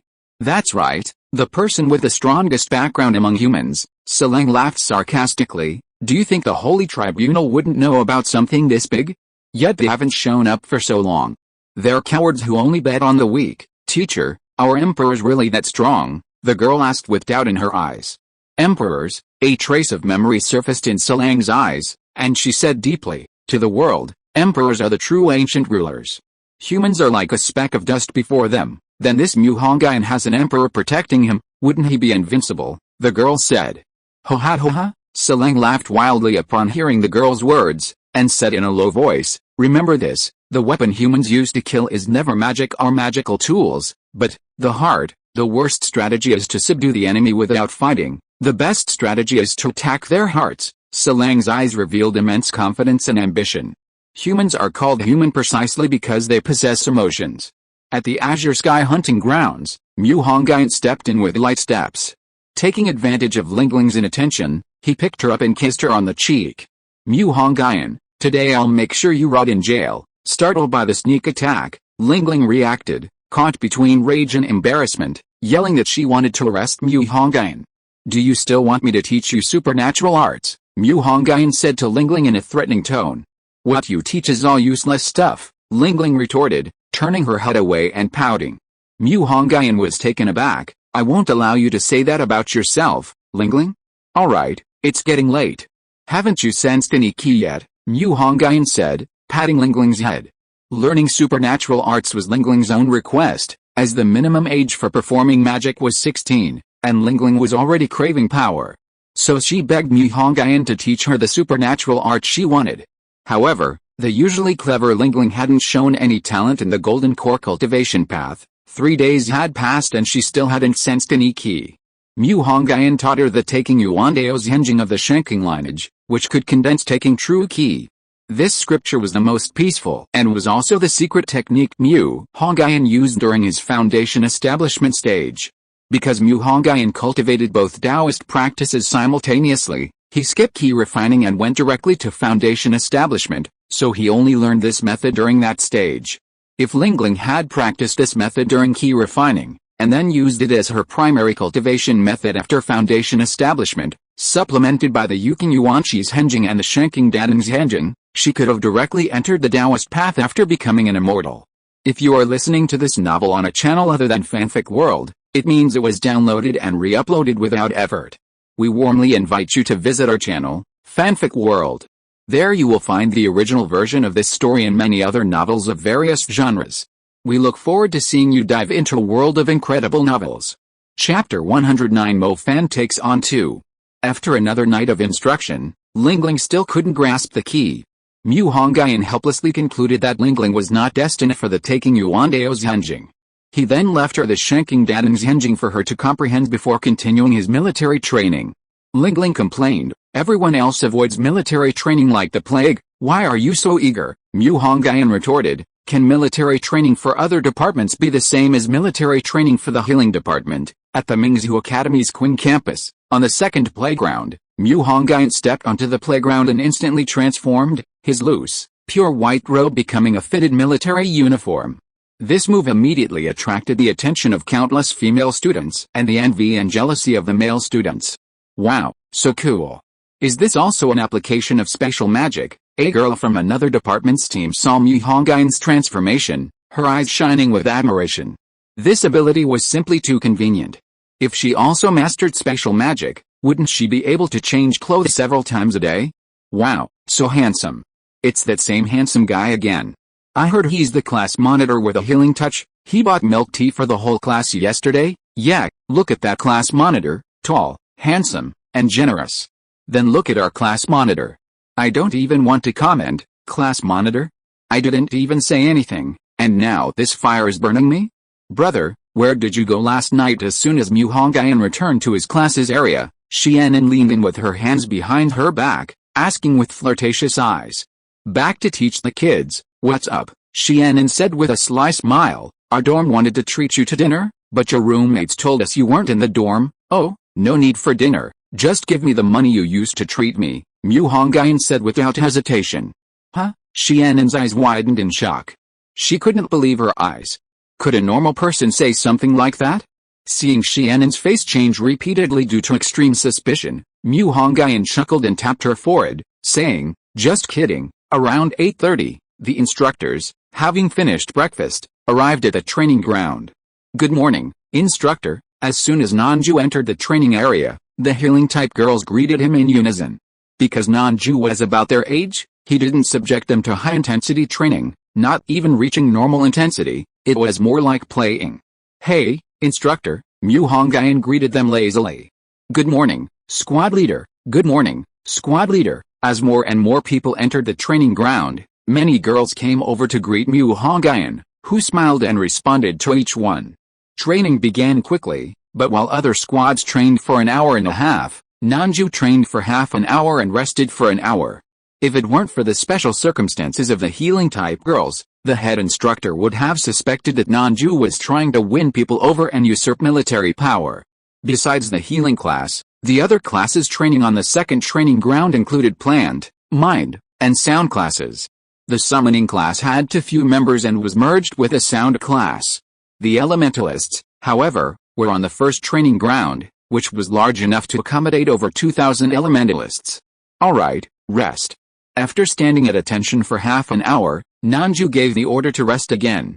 During this time, Mu Hongyun once again used his money power, buying a large amount of watermelons and other cooling items to distribute to the students. The sound and summoning students were stunned. Healing class training? In the dimensional magic class, Haidafu stood under the scorching sun for a full hour, watching Mu Hongyun chatting and laughing with the pretty girls, a huge fire of anger rising within him. "Damn it, that pretty boy is living quite comfortably, acting all high and mighty just because he has some money," Haidafu said in a low voice, his voice filled with jealousy. Before the semester started, he had smugly imagined that once he arrived at the academy, he would activate his protagonist persona, unleash his summoning abilities, and have beautiful masters, aloof senior sisters, and naive junior sisters all fall into his arms. But several days had passed, and not a single girl had even asked for his wechat. How could he not be frustrated? Yet, that delicate-skinned guy is probably a sissy, a complete waste outside the realm. Wang Lighting, also a summoning major, responded with equal disdain. The two shared a dorm room, and both had powerful summon beasts. Haidafu had a white-armored war snake, and Wang Lighting had a bone-eating demon. They shared a mutual respect as stronger individuals, looking down on everyone except for Zhang Bingseo, the class monitor. Mo Fan, listening from behind, was completely dumbfounded. Are you trying to undermine my brother to my face? Damn it, stop babbling. You two good-for-nothings could work your whole lives and still not catch up to him in a second. Mo Fan, standing behind them, overheard their entire conversation. His fiery temper flared immediately, and he launched into tirade. Back in the early stages, when his future was uncertain, he dared to directly confront Muzhuan, the local tyrant of Bo City. Now that he was at the intermediate level, was it necessary to tolerate these two early-stage punks? Mo Fan's words instantly ignited the anger of Hai Dafu and Wang Lighting. Young people are naturally hot-tempered, and Hai Dafu and Wang Lighting turned around to see who had spoken. When they saw it was Mo Fan, also a summoning magician, a flicker of surprise crossed their eyes, but it was quickly overshadowed by their anger. Because Mo Fan was the only summoning magician living in a mixed dormitory, and the six of them shared a dorm, their relationship was naturally very close, which naturally led to them ostracizing Mo Fan. Damn it, who do you think you are? Just because you're in the summoning department, you think you have the right to talk to us? The difference in summoning magic is huge, Hai Dafu said with disdain. Although he didn't know what Mo Fan's summoned beast was, he figured it was probably a bone-eating demon inferior to his own. Alright, we're classmates, don't be angry, Zhang Bingxiao said, trying to smooth things over. Mo Fan's eyes flashed with a sharp, cold light. He wasn't going to let it go so easily. It's common knowledge that before a battle begins, a person's heart rate increases, giving them a mysterious premonition. Hai Dafu and Wang Lighting sensed this. You? Wang Lighting's eyes flashed with malice, but before he could finish his sentence, Mo Fan unleashed his attack, a powerful kick sending him flying high into the air. Wang Lighting. Why did you kick me for what he said? Mo Fan had already held back with his kick. He was now a second-realm martial artist, far stronger than the average person in terms of physique. If he hadn't held back, he feared he might have ruptured Wang Lighting's internal organs. Hai Dafu was dumbfounded. What had he just seen? A person weighing over 100 pounds had actually flown into the air.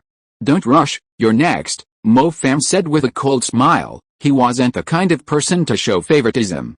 He grabbed Hai Dafu by the collar, lifted the over 200-pound fat man, and slammed him directly onto Wang Lighting. You're asking for death, Hai Dafu panicked, trying to summon his summoned beast. The result was that he and Wang Lighting ended up in a human pyramid, Hai Dafu's 200-pound body crashing down on Wang Lighting, almost causing Wang Lighting to vomit blood. The commotion caused by the three instantly attracted the attention of others. When they looked over, they only saw Mo Fan arrogantly standing with his hands on his hips, while Hai Dafu and Wang Lighting were sprawled on the ground in a human pyramid. Chapter 110 Trembling with excitement. Coincidentally, at that moment, the instructors from the Dimensional Academy had gone out for a smoke, so they didn't notice. Damn it, you think you can bully me, you little punk? Hai Dafu, his temper flaring, stood up angrily, reaching out to connect, transforming stars into orbits. This time, Mo Fan didn't stop him, but quietly watched Hai Dafu's actions, as if to say, do as you please, I'm invincible. The moonlight flickered around Hai Dafu, and the star trails, like streams of light, sliced through space, revealing an opening that showed the deep blackness and cold blue starlight within. Come out, white-armored war scorpion, Hai Dafu roared, and a gigantic, scorpion-like demon, armed with sharp edges, emerged from the dimensional rift. Chirp, a terrifying sound of mandibles clashing rang out, causing countless hearts to race. Upon seeing the full form of the white-armored war serpent, many people's expressions changed drastically. The pictures in books and the real thing were quite different. The white-armored war serpent had a triangular head covered in sharp spikes, two massive pincers like axes gleaming with a chilling light, and a flat body covered in armor resembling white bones. Most terrifyingly, its poisonous needle-like tail was raised high, flashing with a jet-black light. Countless people couldn't help but gasp. Even though they were top geniuses who had fought their way up from all over the country, they still felt a gap between themselves and this white-armored war serpent. No wonder summoning was so popular. A powerful summoner could truly be worth a hunter squad. In contrast, Mo Fan stood calmly in place, hands behind his back, exuding the aura of a reclusive master, and said, "You two come at me together." Hai Dafu, whose anger had subsided somewhat, suddenly felt his temper flare up again upon hearing this. "Looks like only pain can clear your head," Hai Dafu sneered and commanded, "White Armored's hands, go cripple him." Mo Fan shook his head, sighing as he pulled a stack of talismans from his waist. He meant it. Why was he so stubborn? Everyone saw Mo Fan sighing and assumed he was scared, but then they saw him pull out a stack of strange things from behind him. Some looked like magic scrolls, but not quite. Heavenly Thunder Talisman. Mo Fan wore a smug, perverted smile and flicked out a Heavenly Thunder Talisman to whet his appetite. On the other side, Mu Hongyun sat quietly with Xianan, Bai Tingting, and other cute girls, watching Mo Fan battle the Godzilla White Armored's hands. Brother, that White Armored's hands is really ugly, much worse than Meng Lan and Kishin. Xianan, sitting next to Mu Hongyun, immediately complained after seeing the White Armored's hands appear. Because Meng Lan and Qinling frequently entered and exited the contract space freely, they were inevitably seen by Xianan, who then mistakenly assumed that Mu Hongyun was a mid-level mage specializing in summoning. Indeed, Mu Hongyun was a very humble person, but he felt that Xianan's statement was correct. By Kaizan Zhe's appearance truly deserved the title of demon. As for Meng Lan and Qingling's appearance, they were more like spirit beasts with extraordinary bloodlines in the cultivation world. In fact, this was indeed the case. Meng Lan's bloodline was unknown, but she could freely traverse worlds, so she was unlikely to be weak. On the contrary, she was exceptionally strong. Qinling, on the other hand, possessed the highest level Earth Elemental Holy Spirit bloodline, on par with Yang. Upon reaching his peak, he would undoubtedly be at the Supreme Monarch level, and after cultivating the 8-9 Heavenly Technique, reaching the Emperor level would be a piece of cake. Squeak squeak squeak. Qinling squatted on Mu Hongyun's shoulder, proudly declaring that he could take on 10 of these big oafs with one hand. Watch as Mo Fan unleashed his lightning strikes and wind blades, casting 15 spirit talismans, leaving Bai Kaizan Zhe's exterior riddled with wounds. I told you both to come at me together, why are you so stubborn? Mo Fan helplessly shrugged, muttering, educating you isn't my obligation, don't show off your skills in front of me. He completely ignored Hai Dafu's increasingly grim expression. Dimensional summoning, bone-eating demon. Wang Lighting stood up at some point, his eyes blazing with fury. He secretly connected with Xingzi and launched a magical attack on Mo Fan. Ah, watch out, the onlookers cried out. A gray shadow flew past rapidly, pouncing towards Mo Fan, light spirit talisman. Fortunately, Mo Fan reacted quickly, activating the light spirit talisman, creating an indestructible light element shield that blocked the bone-eating demon's attack. The bone-eating demon was a feathered demon, its body resembling a vulture, only several times larger. These lowly predators are extremely brutal, often hunting lone or elderly demons in packs, much like hyenas among the feathered demons. Their two sharp claws are thicker than a human thigh. That's too insidious. If Mo Fan got hit like that, wouldn't he be crippled? In the plant-based team, AI22 exclaimed in surprise.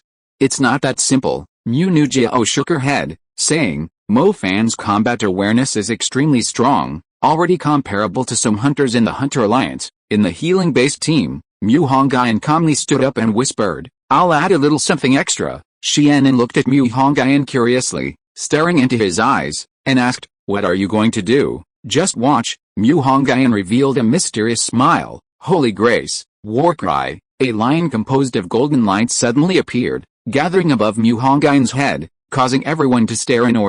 This was magic they had never seen before.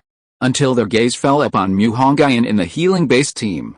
Shouldn't the light of healing magic be emerald green? This is the blessing magic. Many of the aristocratic scions from Pearl Academy were worldly wise and recognized a pure white star as the symbol of the blessing magic. How could that be? Isn't the blessing magic always exclusive to the Parthenon? Could it be that he's related to the Parthenon? The gazes of the crowd towards Mu Hongyun were filled with incomprehension, envy, surprise, and shock. The pale golden lion was completed, and with a thought from Mu Hongyun, the lion created ripples in the air before instantly entering Mo Fan's body. A mysterious power immediately appeared within Mo Fan's body, a strong fighting spirit erupted within him, and his mind became clearer. Most importantly, his adrenaline began to surge. At this moment, Mo Fan felt like he was McKay with all 8 gates open. However, this wasn't the end. Mu Hongyun's second wave of blessing arrived. Holy Grace, Berserk, the Crimson Heavenly Envoy, burning with blood-red battle aura, flew into Mu Hongyun's body. The blood-red aura, like a mist, emanated from within, enveloping Mo Fan. While maintaining his rationality, a host of evil emotions, bloodlust, slaughter, destruction, surfaced in Mo Fan's mind. His adrenaline was about to explode. To outsiders, Mo Fan, empowered by 2 spells, began to tremble involuntarily. Is he trembling with fear? Someone said, frowning. No, he's trembling with excitement. Chapter 111 Rise to Fame in One Battle, the Compassionate War God. Mo Fan's martial arts energy was fully mobilized, and mysterious, blood-red battle aura-like energy clung to his body. Mo Fan's speed increased, leaving only a blur as his tiny body charged towards the white-armored war monster, which was the size of a bulldozer. Everyone was shocked, unable to comprehend what Mo Fan was doing. Humans could only flee before demons. Who dared to attack first? To use a human body to shake the power of a demon was something humans had never dared to dream of since ancient times. A flicker of astonishment flashed in the white-armored war monster's beady eyes. Having been attacked by magic since childhood, it was momentarily dazed. It didn't understand what Mo Fan was doing. Mo Fan grabbed the white-armored war monster's thick pincers with one hand, flipped it over, and executed an over-the-shoulder throw. A hint of panic flashed in the white-armored war monster's beady eyes. This throw caused countless people to gasp in amazement. Many boys excitedly stood up. Compared to dazzling magic, this kind of brutal, hand-to-hand combat was far more thrilling. Chen, pinch me, am I dreaming? The boy called Chen obediently pinched his arm. Ouch, it really isn't a dream. How many potions did he use to achieve this effect? Someone muttered to themselves. Some herbs and potions in the world can indeed enhance physical strength, but the enhancement is limited, only making one stronger than a normal mage. Moreover, these body-enhancing potions tend to increase elemental immunity, rarely focusing on strength enhancement. Holy crap, this bastard is cheating, Haidafu roared. It's okay, my bone eater can fly, he can't hit it. Wang Li forced a smile and said, actually he was also a little unsure of Mo Fan's level. Mo Fan stepped on the body of the white-armored Zhan Zhe and jumped up, his blood-red battle aura concealing a violent and vast thunder, thunder seal, wrathful strike. Purple light flashed around Mo Fan's body, hundreds of sharp lightning bolts emerged from the void, the thunder gathered on his body, his arms as if forged from purple jade. With a roar, a bolt of lightning as thick as a bucket erupted from his hand, the dazzling bolt slithering forward like a lightning serpent, biting into the bone-eating demon's sturdy bone wing screech. The bone-eating demon's wing was grazed by the lightning, and it let out a painful shriek, its flight altitude immediately decreasing significantly. However, even at a lower altitude, the bone-eating demon was still 5 or 6 meters above the ground. White-armored war snake, use your tail stinger. Haidafu, though shocked, hadn't lost his will to fight. Swoosh, the white-armored war snake, dazed from the fall, quickly used its agile scythe-like tail to stab at Mo Fan on its back. The white-armored war snake was, after all, an insect-type demon. Its venom was its greatest weapon. If struck by its tail stinger, even if one didn't die, it would leave severe internal injuries. As the tail stinger rose, Mo Fan sensed a tremendous sense of danger. He stomped heavily on the back of the white-armored war serpent, his figure vanishing instantly. To catch the thief, first catch the king. If he couldn't capture the bone-eating demon, surely he could handle Wang Lighting. Seeing Mo Fan charging towards him, Wang Lighting's face instantly turned to horror. Mo Fan, don't you have any martial ethics? How can you attack a summoner? Are you playing a turn-based game? Mo Fan punched Wang Lighting twice. And for some reason, after his adrenaline surged, Mo Fan couldn't control his tears streaming down his face. So, what everyone saw was Mo Fan, tears streaming down his face, brutally beating Wang Lighting, Haidafu, and a white-armored war serpent. It was utterly absurd. Seeing the battle on the ground was too violent, the bone-eating demon didn't dare come down. Wang Lighting and Haidafu couldn't fight back at all, and what frustrated them most was that Mo Fan was crying and sniffling, as if he were the victim. What's going on here? A thunderous voice suddenly rang out. Finally, the instructor from the Dimensional Magic Academy noticed something was wrong and rushed back. Hongyun subtly flicked his finger, simultaneously dispelling Mo Fan's berserk and battle cry states. Without the support of adrenaline, Mo Fan's eyes rolled back, and he instantly fainted. His sudden unconsciousness completely stunned Haidafu and Wang Lighting. Had the situation turned against them? The instructor from the Dimensional Magic Academy was a grumpy old man. He strode over, saw Wang Lighting, Haidafu, and their 2 summoned beasts, and then looked at Mo Fan lying on the ground. His pupils constricted sharply. Had someone died? Outrageous. How dare you use magic on a classmate? The grumpy instructor roared, his eyes wide. Get this student to the healing team right now. You two bastards, put away your summoned beasts and get to the dark room. The last sentence was directed at Haidafu and Wang Lighting. The two were on the verge of tears. Why are you still lying on the ground? He said those words. AI Tutu, watching the commotion from afar, exclaimed, I never would have guessed. Mo Fan is actually a merciful war god. Look at him, crying his eyes out, but he shows no mercy when he fights. A merciful war god. Mu Nujiao pondered for a moment, then suddenly laughed. Sure enough, those four descriptions were quite fitting for Mo Fan. Mo Fan was carried by several people to the healing team. Mu Hongyun patted his bottom and stood up, saying, Sisters, come heal my brother. Xianan tilted her head and said, My brother's brother is my friend. Healing light. A vibrant green light instantly emanated from Xianan's hand, like spring returning to the earth and all things reviving. The healing light acted on Mo Fan. The subtle life essence scattered in the air was drawn by the healing light, autonomously entering Mo Fan's body, healing his hidden injuries and soothing his fatigue. How did you, a vampire, awaken the healing ability? Mu Hongyun whispered in Xianan's ear. To outsiders, it looked as if Mu Hongyun was whispering in Xianan's ear. I'm half vampire. I still have human blood, Xianan said weakly, giving Mu Hongyun a glare. Her gray pupils seemed to hold the stars, making her incredibly beautiful. Damn, after being bathed in the healing light, Mo Fan's heartbeat gradually calmed down. A few minutes later, he opened his eyes, feeling sore all over. The healing light could only heal wounds, and the soreness was due to excessive creatine secretion from his overexertion, not actual injury. Old Mu, how did I end up in your squad? Mo Fan struggled to his feet and asked Mu Hongyun, who had his back to him. Congratulations, the surgery was a great success. You're a girl now. Mu Hongyun turned around, flashing a bright smile with a set of pearly white teeth. Chapter 112 Welcome Party. 20 days of military training finally came to an end. At the moment of Nanju's departure, Xianan was in tears, or rather, the entire class was silently sobbing. Only Mu Hongyun stood out from the crowd. He genuinely didn't understand why they were crying. Class monitor, you're so heartless. Aren't you sad that Instructor Nan is gone? Xianan said, her eyes slightly red. Mu Hongyun pursed his lips, pondered for a long time, then frowned and said, Are you crazy? The instructor is going back to the military region, not to hell. Why would I be sad? But, don't you feel a special sense of tragedy when someone flashes through your life, and then for the rest of your life, even if they still exist in the world, you never meet them for various reasons? Xianan said, her beautiful eyes wide. Oh, shit. Take your brain off those tragic novels and read some fanfiction of a system mage instead, Mu Hongyun said, rolling his eyes in boredom. My god, military training's over, let's celebrate tonight. AI Tutu appeared out of nowhere, wrapping her arms around Mu Hongyun's neck. She then gave Xianan a provocative look. HMPH, brother, I bought a few sets of lingerie.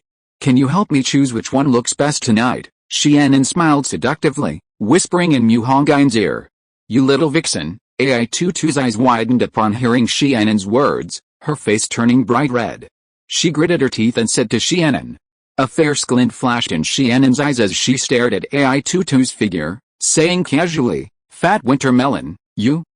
AI Tutu was furious, but couldn't think of anything more vicious. I knew my god before you did, AI Tutu said, hands on her hips. Haven't you heard the saying childhood sweethearts can't compete with those who suddenly appear out of nowhere? Xianan looked at AI Tutu smugly. Alright, stop fooling around. Let's go out for dinner together tonight. The master of diplomacy, Mu Hongyun, was back online. Night fell, at the familiar street-side barbecue restaurant, with the same familiar faces, except this time Xianan was also there. Mo Fan said, Damn it, old Mu, are you ever going to stop?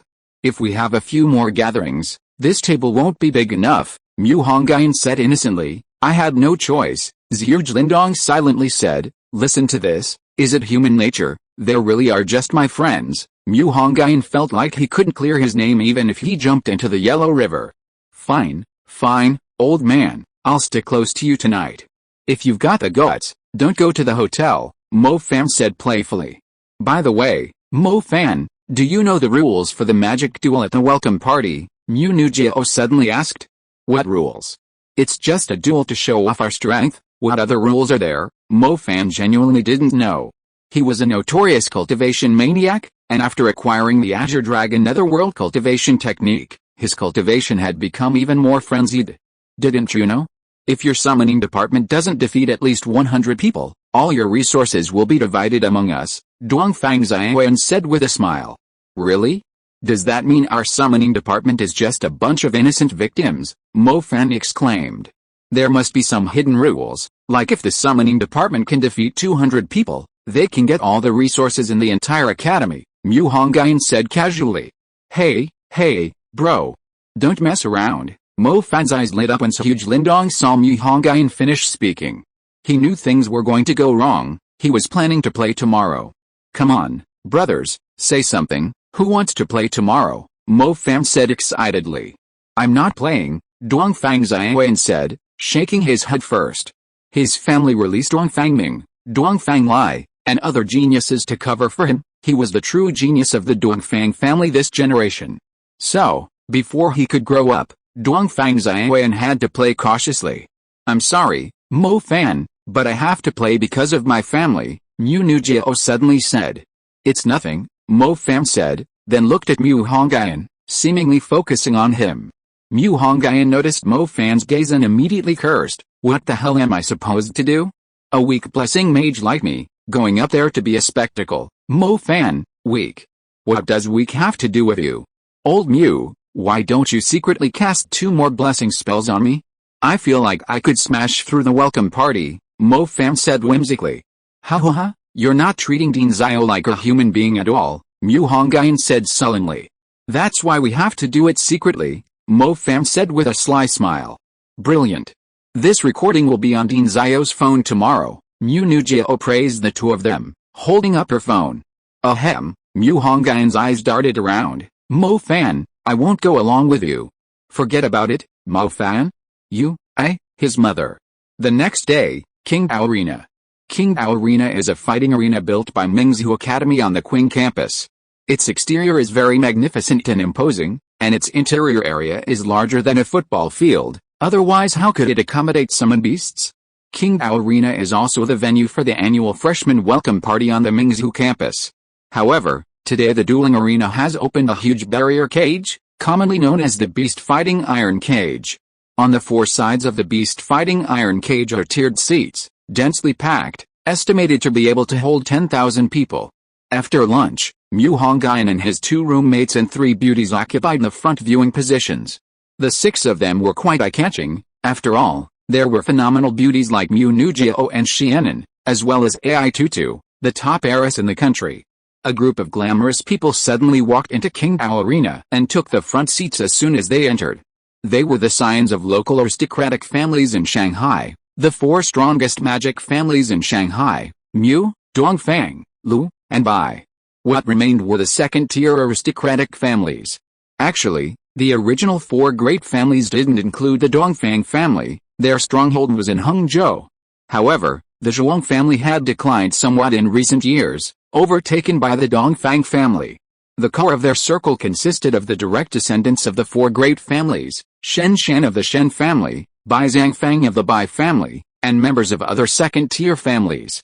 A young man in a blue mage's robe suddenly pointed to the seats at the front and said, "Young Master Shen, look." Surrounded by the crowd, Shen Shan immediately looked up and saw Mu Hongyun sitting between Xianan and Ai Tutu in the front seats. Ai Tutu and Mu Hongyun were very close, practically embracing each other. Damn it, it's him again. Shen Shan's gaze sharpened slightly as he said, "Lu Fang. Did you find the information I asked you to investigate?" The young man at the back of the group immediately replied, "Young Master Shen, his information in the Magic Association is blank, but I found his itinerary. He came to Shanghai from Bo City after the Bo City incident. I wondered who he was. Turns out he's just a nobody. Young Master Shen, I'll teach him a lesson for you." Before Shen Shan could speak, Bai Zhangfang smiled confidently and stepped forward. Chapter 113 The Heavenly Street is trampled with the bones of nobles. Mu Hongyun sat in his seat, looking down at the beast fighting cage, searching for Mo Fan. Since the summoning department was practically the main character today, they had already gone down to prepare. That bastard Mo Fan, today he's, Mu Hongyun chuckled, sitting in his seat. Suddenly, a figure stood in front of him, blocking his view. You are, Mu Hongyun frowned, looking at the handsome young man in fine clothes before him. Whose family are you from? So ignorant of etiquette, Bai Zhangfang didn't answer Mu Hongyun's question, but instead looked down at him with disdain, as if looking down at an ant.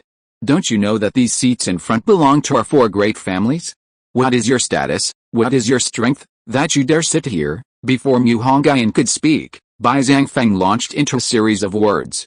Bai Zhangfeng, AI Tutu stood up and glared at him, saying, are you blind? Can't you see I'm here? They're all my friends. Don't I have the right to sit here? Mu Nujiao added, you're the one who doesn't have the right to sit here.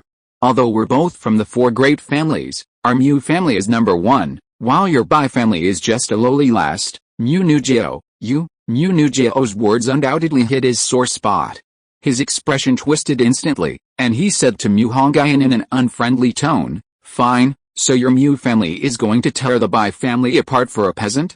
You'd better think it over. How? Mu Nujiao gave 2 cold laughs and said, Bai Zhangfeng, who are you trying to scare?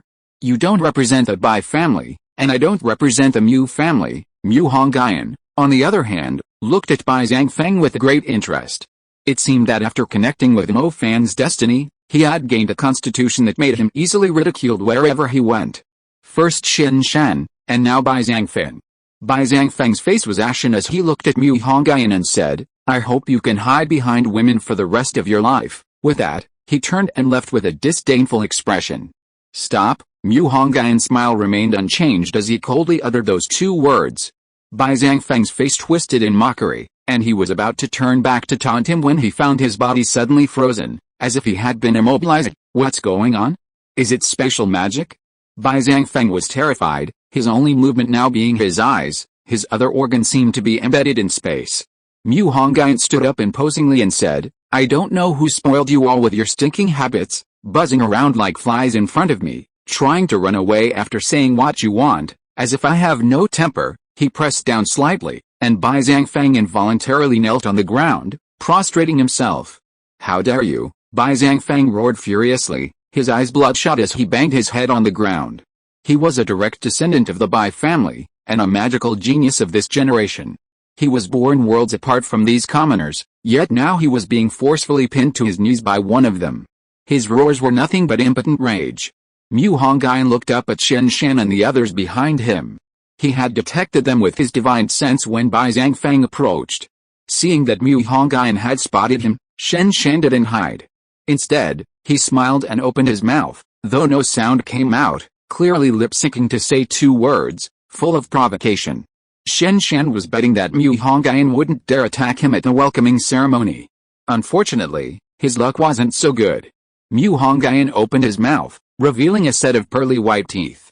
You little brat, I'm not going to bother with you, but you're really pushing your luck, aren't you? Mu Hongyun's figure suddenly vanished, grabbing Shen Shan's head with one hand. Great compassionate hand. Mu Hongyun, carrying the severed head, slammed it violently to the ground. As it turned out, the construction team of King Daohao hadn't cut corners. Shen Shan's face was a bloody mess, but the ground was completely unharmed. Bright red blood seeped from beneath Shen Shan, the pungent smell causing many female students to cover their noses. Young Master Shen, do you know what you've done? Shen Shan's cronies all turned their anger towards Mu Hongyun. What are you doing? At this moment, a female teacher noticed the situation from a distance and rushed over. She then saw Shen Shan lying on the ground, covered in blood. How could you be so cruel to a classmate? The teacher said to Mu Hongyun, her face pale. Big brother. At this moment, a boy with a perm squeezed in. Seeing the person lying on the ground, his pupils constricted sharply, a hint of secret delight flashing across his face. This was Shen Mingxiao. The two were only related by blood, not blood brothers. Furthermore, both Shen Mingxiao and Shen Shan were considered magic seeds of the Shen family, making them potential rivals. He then pounced on him, putting on a show of brotherly affection. Teacher, this person is really vicious. Shen Shan was just standing here, he didn't provoke him. Zhou Shuming's eyes darted around, and with his quick wit, he immediately turned the tables. That's right, teacher, It's all his fault. The rest of the group echoed Zhou Shuming's sentiments. Student, is what he said true? The female teacher asked Mu Hongyun. Mu Hongyun's gaze swept over, then settled on Zhou Shuming. The powerful families of Shanghai. Let's start with the Zhou family. Of course, Mu Hongyun readily admitted. Everyone was stunned, never expecting Mu Hongyun to actually admit it. For a moment, they were unsure whether Mu Hongyun was genuinely foolish or feigning it. Teacher, look, he shows no remorse. Expel him quickly. Zhou Shuming was initially taken aback, then overjoyed.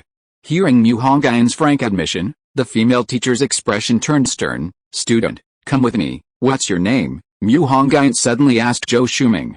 Zhou Shuming's heart skipped a beat. Realizing what he meant, he said angrily, my name is Zhou Shuming, from the Zhou family of Shanghai.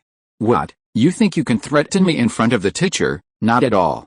A little cleverness is good, but it needs to be used wisely.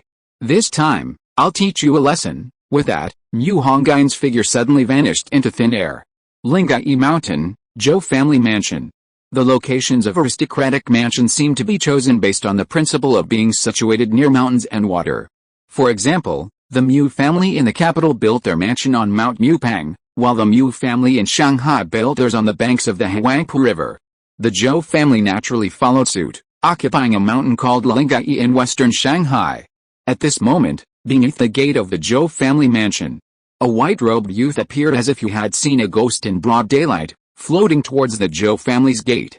There were at least 8 or 9 steps leading up to the gate, a tacit rule within the clan alliance where the number of steps represented the clan's rank. The Zhou family was a second-rate aristocratic family. Thump thump thump. Open the door, bring warmth. The pure white youth appeared outside the gate from the foot of the mountain in the blink of an eye, like a ghost.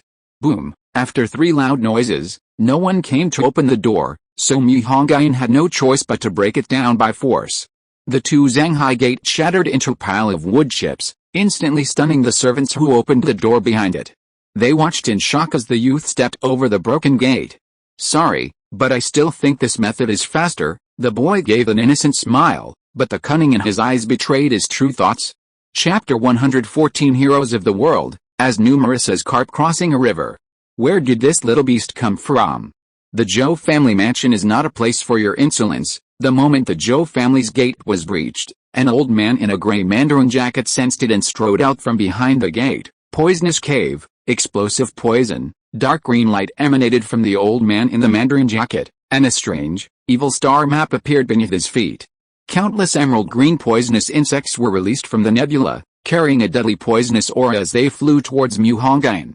These poisonous insects were fed with poison by the old man in the mandarin jacket. Their poison was so potent that a single insect could bring down a warrior or demon, and 2 could turn them into blood. Sword technique, gentle breeze. Mu Hongyun extended a finger, and sword energy traveled with the wind, splitting mountains and severing rivers. Since Mu Hongyun transformed spiritual energy into spiritual power, the power of the gentle breeze sword technique had become incomparable. The gray mist poisonous insects, upon encountering the sword wind, vanished into thin air like shadows meeting light. Mu Hongyun strode forward, smashing the old man in the mandarin jacket's head to pieces with a single palm strike, and said disdainfully, "A mid-level mage?" After the old man in the mandarin jacket died, the other servants who had been watching immediately scattered to report to the true head of the Zhou family. Mu Hongyun ignored them, instead standing still with his hands at his sides. Mu Hongyun activated the Hongyun Qishingu on his forehead, and the small purple gold dragon imprisoned within the Hongyun Qishingu extended its 2 claws, covering his eyes. In an instant, countless colorful threads suddenly appeared in the world. These were traces of the world's fortune. Fortune is invisible and intangible, yet it is indispensable to every world. And deep within Lingai Mountain, a golden light was hidden. It was the Zhou family's ancestral hall, where ancestral tablets had been enshrined for hundreds of years. For a family like this to still possess 300 years of 8 cauldrons of fortune is simply outrageous. As the sage said, the tallest tree in the forest is bound to be felled by the wind. I'll help you cut it down, Mu Hongyun said with a smug expression. Sword of Destiny. In this world filled with causal threads, a 9-colored divine sword slowly rose behind Mu Hongyun. The sword radiated divine light and contained the aura of a great Dao. Go. Mu Hongyun uttered a single word, and the countless causal threads shook violently. The immortal sword flew, instantly cutting away 3 cauldrons of fortune. Deep within Lingai Mountain, in the Zhou family ancestral hall, candlelight flickered, and ghostly shadows loomed large. Suddenly, the spirit tablets placed on the candlesticks and altar exploded, crackling like firecrackers. In an instant, the neatly arranged tablets scattered all over the ground. A glint of light flashed in the eyes of the old man guarding the ancestral hall. His pupils dilated in shock, not understanding what was happening. Although fortune existed in the magical world, people seemed unaware of its existence. Could it be a powerful enemy attacking, or the ancestors manifesting the power? The old man guarding the ancestral hall strode out, a pair of dazzling magical wings unfurling behind him. He flapped his wings and flew towards the mountain gate. Deep within the Zhou family mansion, the patriarch Zhou Xiantong, who was in a meditative state, suddenly coughed up a mouthful of blood, his eyes wide and bloodshot. The backlash of fortune had struck, and Zhou Xiantong, as the most direct beneficiary, was the first to suffer the consequences. On the mountain path, Mu Hongyun didn't have to wait long. Autumn had arrived, and the fallen leaves at the foot of the mountain were gradually withering. Dozens of figures, some activating magical wings, others using wind wings, finally arrived before Mu Hongyun. Light falls across the 10 feet. Holy words. Upon seeing Mu Hongyun, one of the young men, dressed in a long robe, revealed an angry expression. He clenched his fists, and countless stars connected, illusory golden lines appearing magnificently around him, finally forming a golden constellation of light. A strange light pattern appeared on his forehead. Under his command, light elements began to gather, coalescing into incredibly thick spears of light that shot towards Mu Hongyun's location. Each spear was more powerful than a level 3 fierce fist, and incredibly fast, making it difficult to dodge. Sword technique, White Lake. Mu Hongyun drew a circle in the air, his swordplay invisible, sword energy coiling around his fingertips, transforming into a pool of clear water that sank anything it touched. A sword aura, like a deep blue pool, appeared before him, absorbing all the blazing spears of light without creating a ripple. A look of surprise appeared on the face of the young man in the long robe. Most people who had fought Mu Hongyun would show this expression, because they hadn't recognized what kind of magic this was. Young master, this person is strange. I'll deal with him. An elderly man with a long beard slowly stepped forward and said in a low voice. Elder Zhang, be careful, the young man in the long robe replied. Soul-teasing melody, broken burial. The long-bearded elder's wings flickered, pink stars swirling around him in wave-like arcs, eventually forming a mysterious constellation. The constellation's surface was inscribed with dense, mysterious symbols, each containing profound truths of music, floating before the elder. Suppress, the elder flicked his finger, releasing 3 runes that fell like meteors, vying to strike Mu Hongyun. Mu Hongyun waved his hand to disperse the sonic runes, but instead, the 3 runes pierced his palm and flew into his heart. Mu Hongyun was startled, sensing something was wrong. Upon entering his heart, the sonic waves immediately transformed into boundless, piercing demonic noise, like a raging, roaring sea churning within Mu Hongyun's mind. Even with his resilient spirit, Mu Hongyun was instantly tormented by the ear-piercing demonic noise, his head throbbing with pain. Outside, the young man in the long robe, seeing the sound magic working, was overjoyed. The long-bearded elder smiled, channeling his magical energy, and the remaining 6 sonic runes hurtled towards Mu Hongyun. At the crucial moment, a strange energy suddenly surged from the supreme bone within his body, transforming into a divine eye that settled on his forehead. The sonic runes churning within his consciousness were instantly suppressed, calm descending upon him. Outside, Mu Hongyun, who had been in pain, suddenly calmed down. A great divine rune appeared on his forehead, emitting divine light, and the incoming sonic runes melted away like spring snow. Ha ha ha. Heroes of the world are indeed as numerous as carp crossing a river, truly extraordinary, Mu Hongyun laughed, speaking expectantly. He, who could even contend with a supreme monarch, had almost been defeated by this strange high-level magic. Indeed, the path of magic was not without its merits. The long-bearded elder was quite surprised that Mu Hongyun could break free from his high-level magic so quickly, because with his spiritual level, a high-level 3rd-grade sound magic could even kill a Grand Commander. However, for Mu Hongyun, it only made him unconscious for a few seconds, which greatly impacted his magical cultivation. In fact, Mu Hongyun was also terrified. If it weren't for the Supreme Bone's great power, he probably would have truly perished. Although these mages were physically weak, They still possessed considerable skill in magic, soul-teasing melody, severed burial. The long-bearded elder prepared to connect with the star again, but Mu Hongyun's figure moved swiftly, appearing before him in the blink of an eye.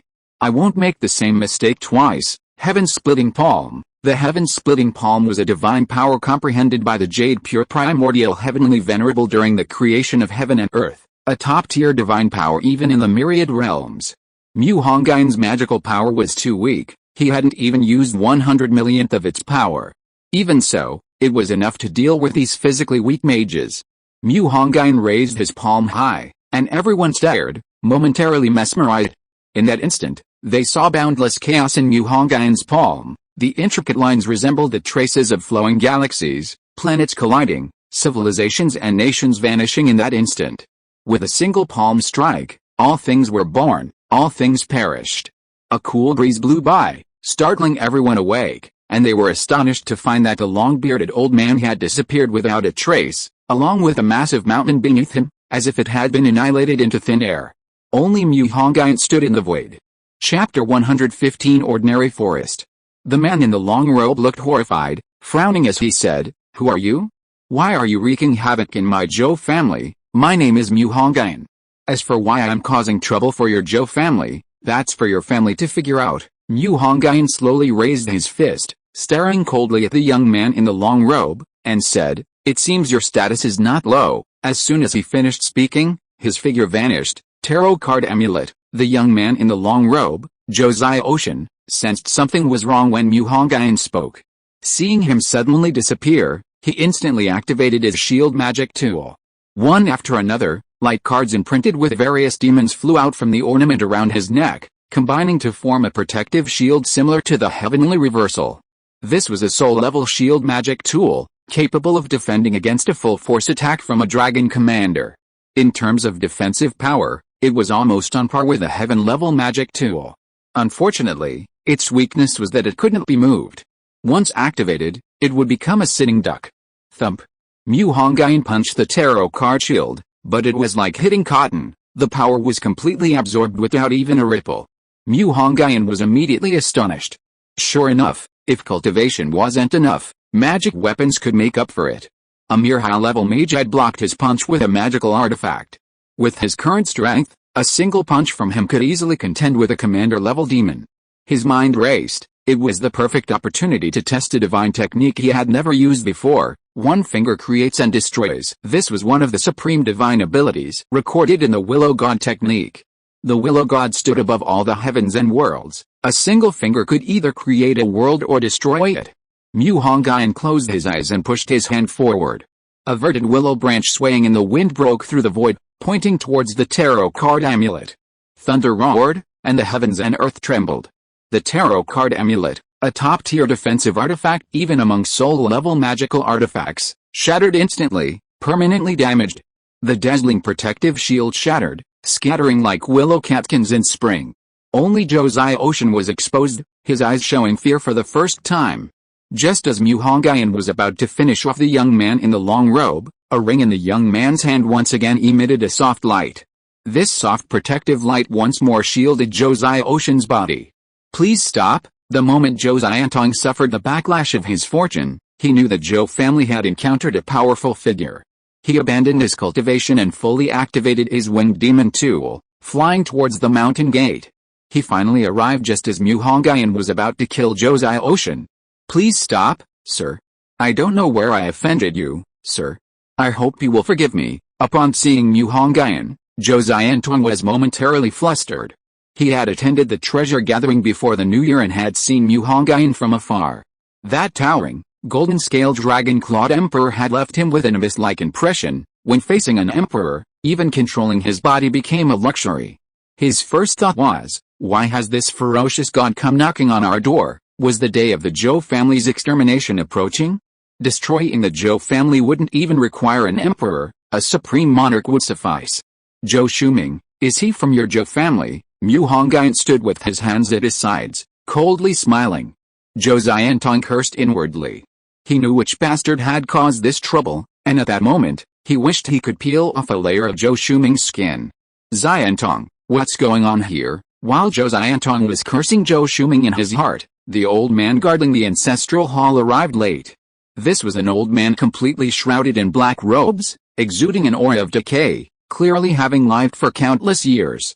The old man's eyes, hidden beneath his hood, were as sharp as a hawk's. He silently watched Mu Hongyun standing in midair and a vanished mountainside. "Elder, why did you come out of the ancestral hall?" Zhou Xiantong asked, somewhat surprised to see the old man. "The ancestral tablets are shaking, there must be a formidable enemy at hand. Although our Zhou family is no longer as glorious as it was 100 years ago, we are not to be bullied by anyone," the Zhou family elder said sharply. Zhou Xiantong quickly interrupted him, saying, "Elder, I will handle the problem. You don't need to intervene. You are the pillar of our Zhou family now. You can only intervene when the Zhou family is facing a life or death crisis. Xia Ocean, hurry up and take your great-grandfather back to rest." With that, Zhou Xiantong glared fiercely at Zhou Xia Ocean. Zhou Xia Ocean, who had been frozen to the side, shivered upon hearing Zhou Xiantong's words, a chill emanating from his body. When he was pointed at by one finger of life and death, he felt as if he had fallen into an ice cave, a feeling of helplessness as if he were buried in a narrow coffin, surrounded only by endless darkness, coldness, and loneliness. "Yes, clan chief." Zhou Xia Ocean went to take the Zhou family elder's arm, and regardless of the elder's wishes, pulled him towards the back of the mountain. Mu Hongyun watched coldly, ignoring the departure of Zhou Xia Ocean and the Zhou family elders. His main reason for challenging the Zhou family was to demonstrate his strength to the powerful families of Shanghai, preventing them from swarming him and bothering him. The Zhou family was merely an unlucky bunch who happened to run into him. If he were to deal with a first-rate family, given his current strength, he would likely be defeated, so he could only target a second-rate family. Of course, Mu Hongyun didn't care whether the Zhou family was convinced or not. You can kill others, and others can kill you. Life is a vast forest, and survival is hunting. You are both the hunter and the hunted. To survive long-term, you must constantly sharpen your blade and hone your bow. Zhou Xiantong then asked the people who had come with Zhou Xia Ocean, "Shuhun, where is that bastard Zhou Shuming?" At this time today, Shuming should be attending the welcoming ceremony at Mingzhu Academy. A young man with dyed blue hair and wearing a leather jacket replied from the crowd. "Sir, please wait a moment. I'll go and bring that bastard back to apologize to you," Zhou Xiantong said decisively. "I'll go with you." Mu Hongyun's face was cold and stern, showing no intention of discussing it with him. Zhou Xiantong was stunned, a bitter feeling rising in his heart. He understood perfectly well that Mu Hongyun wanted to use their Zhou family to gain fame. "All right, please, sir." Zhou Xiantong had no choice. Even the Mu family, known as the Ice Dynasty, had submitted to the Emperor. Pearl Academy, Qingdao Hall. When the female teacher reported Mu Hongyun's matter to Dean Xiao immediately closed his eyes. Dean Xiao was now grateful that Mr. Qi was still sitting next to him. Mu Hongyun alone could not turn the world upside down in Shanghai. "The welcoming ceremony will proceed as scheduled," these were Dean Xiao's exact words to the female teacher. The first person sent by the summoning department was still Hai Dafu, but now Hai Dafu dared not argue with Mo Fan anymore. Hai Dafu and the young wolf boy entered the game as normal, but an accident happened when Zhang Bingxiao was about to enter the game. If you are listening to this novel on a channel other than Fanfic World, it means it was downloaded and re-uploaded without effort. We warmly invite you to visit our channel, Fanfic World. There you will find the original version of this story and many other novels of various genres. We look forward to seeing you dive into a world of incredible novels. Chapter 116 Correcting Mistakes Based on Burmese Rules. First, a middle-aged man with an imposing air of nobility walked straight into the Qingdao Hall. His figure was as steady as a mountain, and what was most striking was his pair of phoenix eyes. Shuming, isn't that your clan leader?" A young master from a prominent family sitting next to Zhou Shuming nudged Zhou Shuming's shoulder and said with a light laugh. Zhou Shuming thought his companion was joking and turned his head with a faint smile. But the moment he saw Zhou Xiantong, his face turned pale, because there was someone behind Zhou Xiantong. It was Mu Hongyun, dressed in white robes as white as snow. Mu Hongyun stood behind Zhou Xiantong, revealing a devilish smile. Zhou Shuming's body trembled involuntarily. He couldn't understand why Mu Hongyun was with Zhou Xiantong. Clan leader, Zhou Shuming stood up awkwardly after seeing Zhou Xiantong. As Zhou Shuming stood up, Those around him also showed expressions of shock. As the patriarch of the Zhou family, Zhou Xiantong's magical cultivation was undoubtedly that of a high-level mage. He was also a member of the National Magic Association, making him a rare sight. Zhou Shuming, Zhou Xiantong strode over, his gaze stern. Patriarch, Zhou Shuming lowered his head involuntarily as he reached Zhou Xiantong. Looking at the young man before him, a flicker of sadness flashed in Zhou Xiantong's eyes, for what was about to happen would haunt him for the rest of his life. Zhou Shuming, you must learn to bear the consequences of your mistakes. Today, on behalf of the Zhou family's disciplinary hall, I hereby abolish your magic, Zhou Xiantong said resolutely through gritted teeth, casually glancing back at Mu Hongyun's eyes. But he saw only cold indifference in Mu Hongyun's eyes, like a high and mighty god, devoid of any human emotion. What? Zhou Shuming and the surrounding students were stunned, their mouths agape in disbelief and absurdity. Magic, could it really be abolished? The members of Zhou Shuming's small team were all shocked. From birth, their family had instilled in them the idea of diligently learning magic to repay the family, but they had never been told that the family had the ability to abolish their magic. Zhou Xiantong gritted his teeth, a sinister red light flashing in his hand, and moved it towards Zhou Shuming's head. No, Zhou Shuming suddenly reacted, his eyes bloodshot, his lips trembling as he dodged the sinister red light. Why should my magic be abolished? I refuse to accept this, he roared at Zhou Xiantong. Everyone around him was startled by his voice and turned to look. If he had never awakened magic, he certainly wouldn't care about the wonders of the magical world, but he had become accustomed to possessing magic, or rather, accustomed to possessing power. Having become someone who could control life and death at will, how could he possibly return to being an ordinary person? In HP, ordinary people are called muggles. Undeniably, there is a chasm-like class conflict between mages and ordinary people, only the Eastern Empire has narrowed this conflict. Zhou Shuming, Zhou Xiantong felt a pang of grief, yet his eyes hardened with even greater ruthlessness. If he had to choose between Zhou Shuming and his family, he would undoubtedly choose the family. Zhou Xiantong's voice was low and deep as he said, "Today is the first lesson the family is teaching you. What the family can give you, it can also take away." The eerie red light in Zhou Xiantong's hand shone even brighter, illuminating Zhou Shuming. The red light entered Zhou Shuming's body, transforming into a chain that wrapped around his magical stardust. Why? I refuse to accept this. You've abolished my magic for an outsider. What kind of clan leader are you? Zhou Shuming, enveloped in the eerie red light, lay on the ground in agony, tears streaming down his face, howling like a trapped beast. After abolishing Zhou Shuming's magic, Zhou Xiantong grabbed his arm and dragged him to Mu Hongyun's side, saying, "Mr. Mu?" Shuming was young and ignorant. "I hope you will forgive him." Mu Hongyun nodded calmly, accepting Zhou Xiantong's apology. Mu Hongyun looked up and saw Dean Xiao on the stage winking at him, clearly wanting to say something. "The welcoming ceremony continues," Dean Xiao said before hurriedly stepping down from the stage. The audience whispered amongst themselves, wondering who Mu Hongyun was that he could get the Zhou family patriarch to abolish Zhou Shuming's magic as an apology.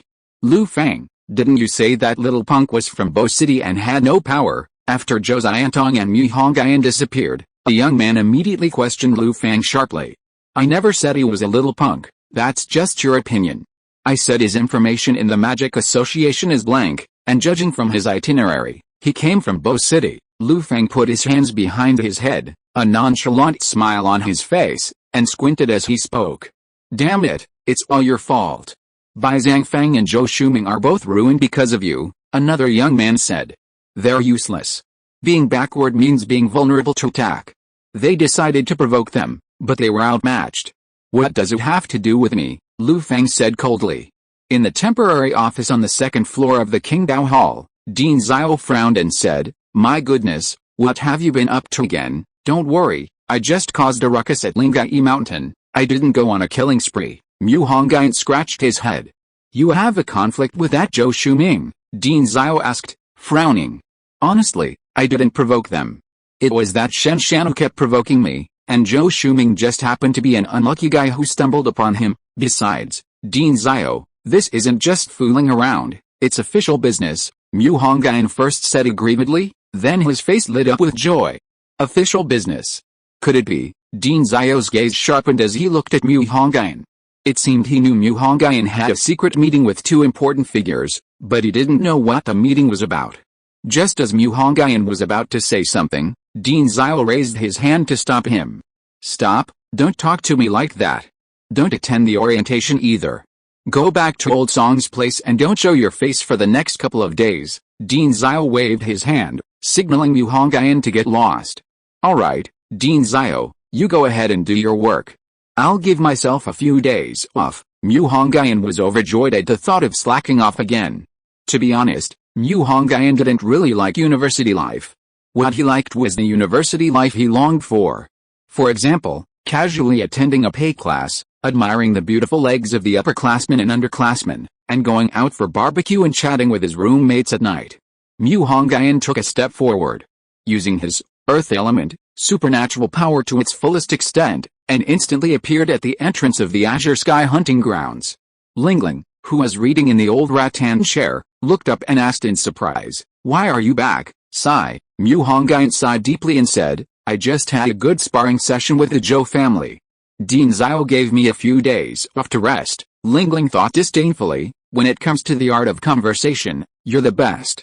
Come, let me see how your cultivation of the Shanking Daning's Henjing is going." Mu Hongyun lay back in the old rattan chair next to Lingling, reached out and grasped her wrist to check her cultivation progress. Your cultivation speed isn't slow. At this rate, you should reach the first level of key refining in 3 months, Mu Hongyun said with delight. Chapter 117. A monk. 2 weeks have passed since the welcoming ceremony, and Mu Hongyun is enjoying himself at the Azure Sky hunting grounds. Thanks to Mu Hongyun's medicinal support, Lingling has already reached the first level of key refining in just 2 weeks. After Mo Fan, Lingling is the second person to learn the Stubborn Seed Fist. Chen Pipipai never imagined that the Stubborn Seed Fist would flourish again in another world. The essence of the Stubborn Seed Fist is that even when facing a monarch or emperor, knowing you are no match, your fist intent must never retreat. Mu Hongyun led Lingling into a fist stance.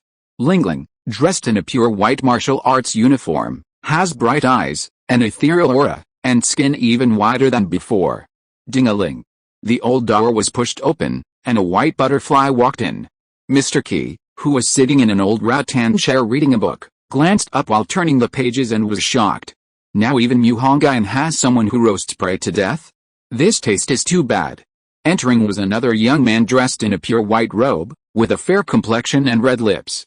Most importantly, he was a monk. Qi Daochan gently put down his book and pondered, "How did you find this place?" The young monk, holding a Buddhist prayer in one hand, bowed his head and said, "Amitabha, I am Fang Zhen. The Hunter Alliance recommended me." The Hunter Alliance is now acting as a pimp. Qi Daochan frowned, turning to the backyard and calling out, "Mu Hongyun, your fans are here to see you." Fang Zhen stared wide-eyed, bewildered. "Fans? What fans?" Click. The door leading to the backyard opened, and Mu Hongyun, with his flowing hair, walked in. The two then stared at each other blankly. "So you're here for a hunter interview, Mr. Qi? Please get your facts straight before you call me that," Mu Hongyun said somewhat wistfully. "He was dressed so much like you, I thought he was your fan. I knew people's taste shouldn't be this bad." Qi Daochan shrugged, indicating it wasn't his fault. Mu Hongyun was dumbfounded. What kind of talk is this? But the problem is our hunting lodge doesn't lack hunters, and with Mo Fan you brought, we're already overstaffed, Lingling said with a bitter face. Mu Hongyun solemnly said, "I think it's necessary to reiterate, Mo Fan is just an extra. Sigh, let's keep him and see how he goes." "Did the Hunter Alliance just issue a full attendance mission yesterday? We can use this mission to assess him." Lingling rolled her eyes at Mu Hongyun. The full attendance mission was issued by the Hunter Alliance to clean up those hunting lodges that were taking advantage of the situation. Moreover, to assess the capabilities of the hunting lodges, the Hunter Alliance would issue full attendance missions 3 times a year. Every time the Shanghai Hunter Alliance issued a full attendance mission, all the monsters and demons in the city would be cleaned up, so the full attendance mission was also known as the Crackdown Mission. Ahem, is that right? Little teacher Lingling put her glasses on again. "What's your major magic, and what's your minor magic?" Lingling asked in a mature tone. "Major light magic, minor summoning magic," Fang Zheng answered honestly. You're now an apprentice hunter at our hunting lodge. To become a full-fledged hunter, you must pass an assessment mission. Since you're an apprentice, you can only receive 60% of the bounty for this mission. Do you have any objections?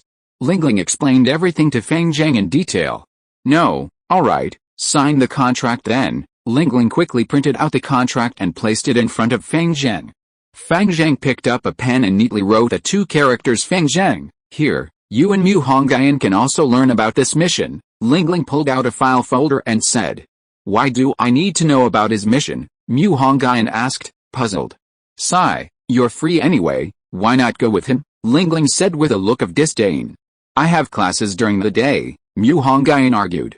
You call that a class? You're just here to chat with the girls, aren't you? Lingling saw right through him.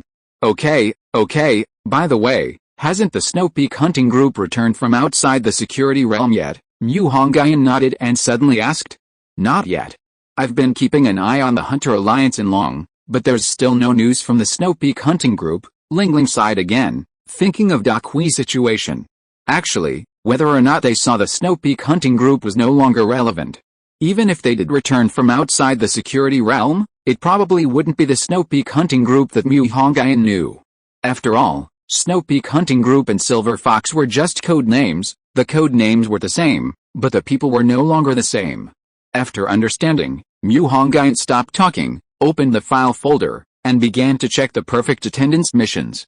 These perfect attendance missions were strange missions that had accumulated in the Hunter Alliance over the years, and as these missions piled up, they would eventually enter the bounty board.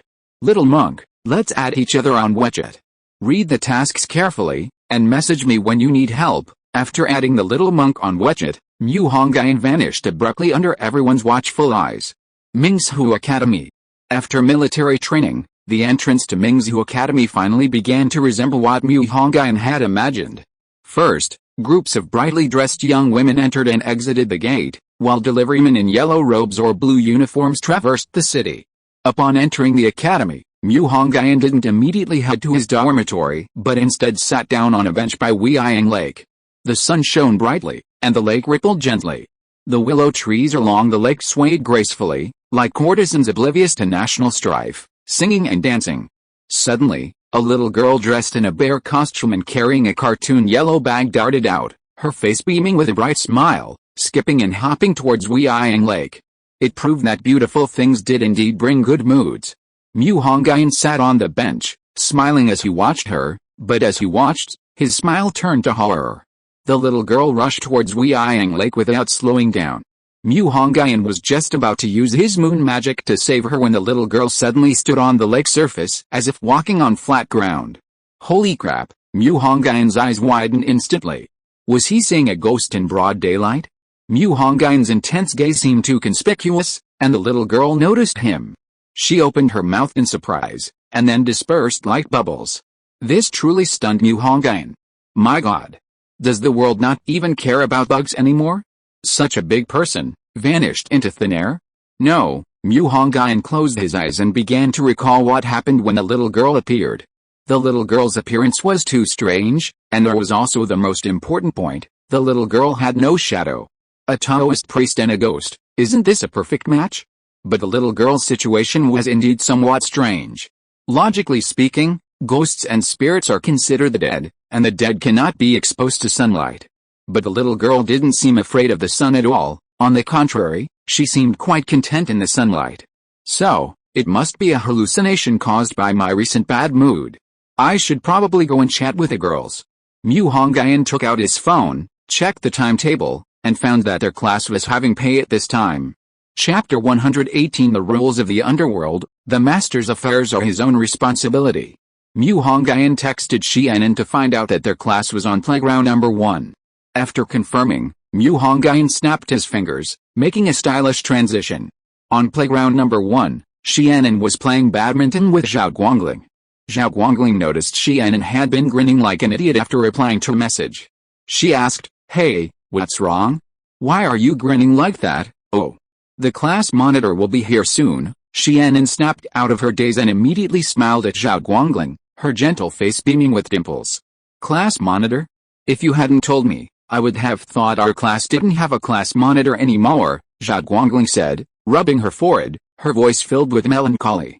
"Zhao Guangling, that's a really hurtful thing to say. Just as Zhao Guangling finished speaking, Mu Hongyun appeared behind her, overhearing the hurtful remark. Class monitor, when did you get here? Zhao Guangling hadn't expected her words to be heard by the person directly involved, and her whole body stiffened instantly. She gave an awkward laugh.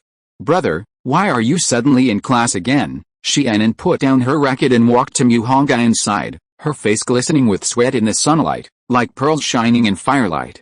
Today, Xianan's outfit was very sunny, her hair was tied in a ponytail, making her look quite dashing. She wore a school-style shirt, a gray pleated skirt, and creamy white stockings. Sigh, I've been so bored these past few days, I had to come out for a stroll and breathe some fresh air, Mu Hongyun said, yawning. Just as Mu Hongyun was yawning, a little girl dressed in a cartoon bear outfit walked right past him. Mu Hongyun's deadpan eyes widened instantly as he turned to look at the little girl. She was carrying a small yellow shoulder bag, looking around on the lush green lawn. This time, Mu Hongyun looked closely. There was indeed no shadow under the little girl's feet. Enan, look over there, isn't there a little girl? Mu Hongyun said to Xianan with a serious expression. A little girl? There's no little girl there. Xianan looked in the direction Mu Hongyun pointed, but there was nothing there, only students from another class practicing Tai Chi. Mu Hongyun looked again and saw that the little girl had changed into a white tang suit and was practicing Tai Chi with her classmates. Mu Hongyun frowned. Could it be that only he could see the little girl, and no one else could? The little girl who was practicing Tai Chi with the group seemed to have noticed Mu Hongyun. A look of panic flashed across her face, and then she burst out like a bubble. Class monitor, are you seeing things? There's no little girl there. Xianan waved her hand in front of Mu Hongyun's eyes. Maybe. Mu Hongyun smiled and shook his head.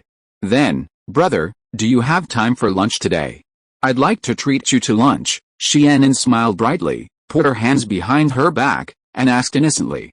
Sure, I have some things to take care of first. Mu Hongyun's phone had been ringing since earlier. He picked it up and saw that it was a message from Feng Zheng. Little bold monk, greetings, benefactor. This humble monk is Feng Zheng, clenched fists. Little bold monk, benefactor, this humble monk has analyzed the target of this mission. Little bold monk, the target is a human trafficking group that frequently operates in coastal cities. Little bold monk, currently. This group is hiding in the surrounding coastal cities. Little bold monk, list of criminal group members TXT. Little bold monk, benefactor, are you there? Mu Hongyun immediately sent this list to the vampires One Ting. These vampires have some gray area influence in the city. Qingshan hunting grounds. The little monk Feng Zheng sighed. This benefactor Mu didn't reply to the message, he didn't even know if he saw it. His master told him to go down the mountain to cultivate his mind in the mortal world, but he didn't even give him a penny. Who would have thought that my first job after going down the mountain would be begging? Feng Zheng sighed and said, I thought hunters only dealt with demons, but I didn't expect they also dealt with human affairs. The rules of the underworld are that mages deal with the affairs of mages, Lingling said, standing in her fist stance. Feng Zheng scratched his face and said, but shouldn't the Inquisition handle matters involving evil mages? Lingling said wistfully, is it possible that this task was issued by the Inquisition? Feng Zheng, up, Ring Mo Pham swaggered in and saw Lingling practicing her stance. He immediately channeled his inner auntie. Oh, isn't this Master Lingling? Haven't seen you in days, you've gotten so unkempt. Feng Zheng, I'm not kidding, I was dumbfounded when he said that. Oh. A week ago, Mo Fan was introduced to the Azure Sky Hunter's Den by Mu Hongyun. For this, Mo Fan owed Mu Hongyun 30 meals and over 200 dad calls. Lingling closed her eyes and ignored him. This bastard always bullied her because of his second realm martial arts cultivation. He even called it feeding her punches. What kind of punches could a second realm martial artist like him give her? HMPH, fortunes change, don't underestimate a poor girl. Lingling slowly changed her stance, but her eyes were fixed on Mo Fan with a fierce look. Mo Fan smiled, no longer looking at Lingling. When he saw Feng Zheng, he covered his face with one hand and said, ugh, what a huge light bulb. Feng Zheng's face darkened, you fucking healthy. Amitabha, a monk doesn't lie, Feng Zheng muttered. This humble monk is Feng Zheng. Feng Zheng raised his palm and said, hello, my name is Feng Yuan. No, my name is Mo Fan. Mo Fan smiled awkwardly but politely. Why does this person feel so despicable the first time we meet? Feng Zheng chanted a Buddhist prayer, quickly blocking out his wild thoughts. Strange, why did I suddenly say Fang Yun's name? Mo Fan was completely baffled. Shanghai, Northern Club. This is a club for supernatural beings created by Zhan, specifically for accepting supernatural beings like vampires, and of course, evil mages. The atmosphere is slightly dark, with deer hoods and paintings of snow and ice hanging on the walls, and the flames in the fireplace flickering. The interior was distinctly European in style, with a dazzling array of world-renowned liquors displayed behind the bar. Vampires certainly had a knack for business. Zhan felt a stinging pain between his brows. His phone screen displayed a message from Hongyun. He knew this criminal group. In fact, he not only knew them, but one of their leaders was his elder, a vampire duke. Oh well, everyone should mind their own business. He was in danger himself, how could he care about others? Besides, if he could obtain the duke's true vampire blood, he might be able to advance to dukehood. He'd been stuck at the earl level for over 60 years. Soon, Zhan sent all the information he knew to Hongyun, even including information about his elder's descendants. Elder, good. My family is so filial. Chapter 119 The Ghostly Little Girl. In the eastern harbor of Xiamen Dream Island, a massive steel ship, resembling a colossal sea monster, lay prostrate on the water. In the distance, the bustling city was brightly lit, while only a few lights illuminated the dark harbor, the only sounds being scattered sparks and whispers.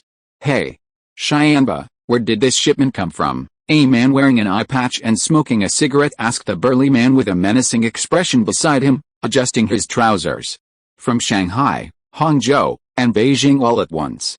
Shanghai's second half attendance quota has started again. There's basically no hope for Shanghai in September and October, so this is the last shipment from Shanghai this year. The burly man called Xianba pulled up his trousers and said, keep a close eye on the shipment.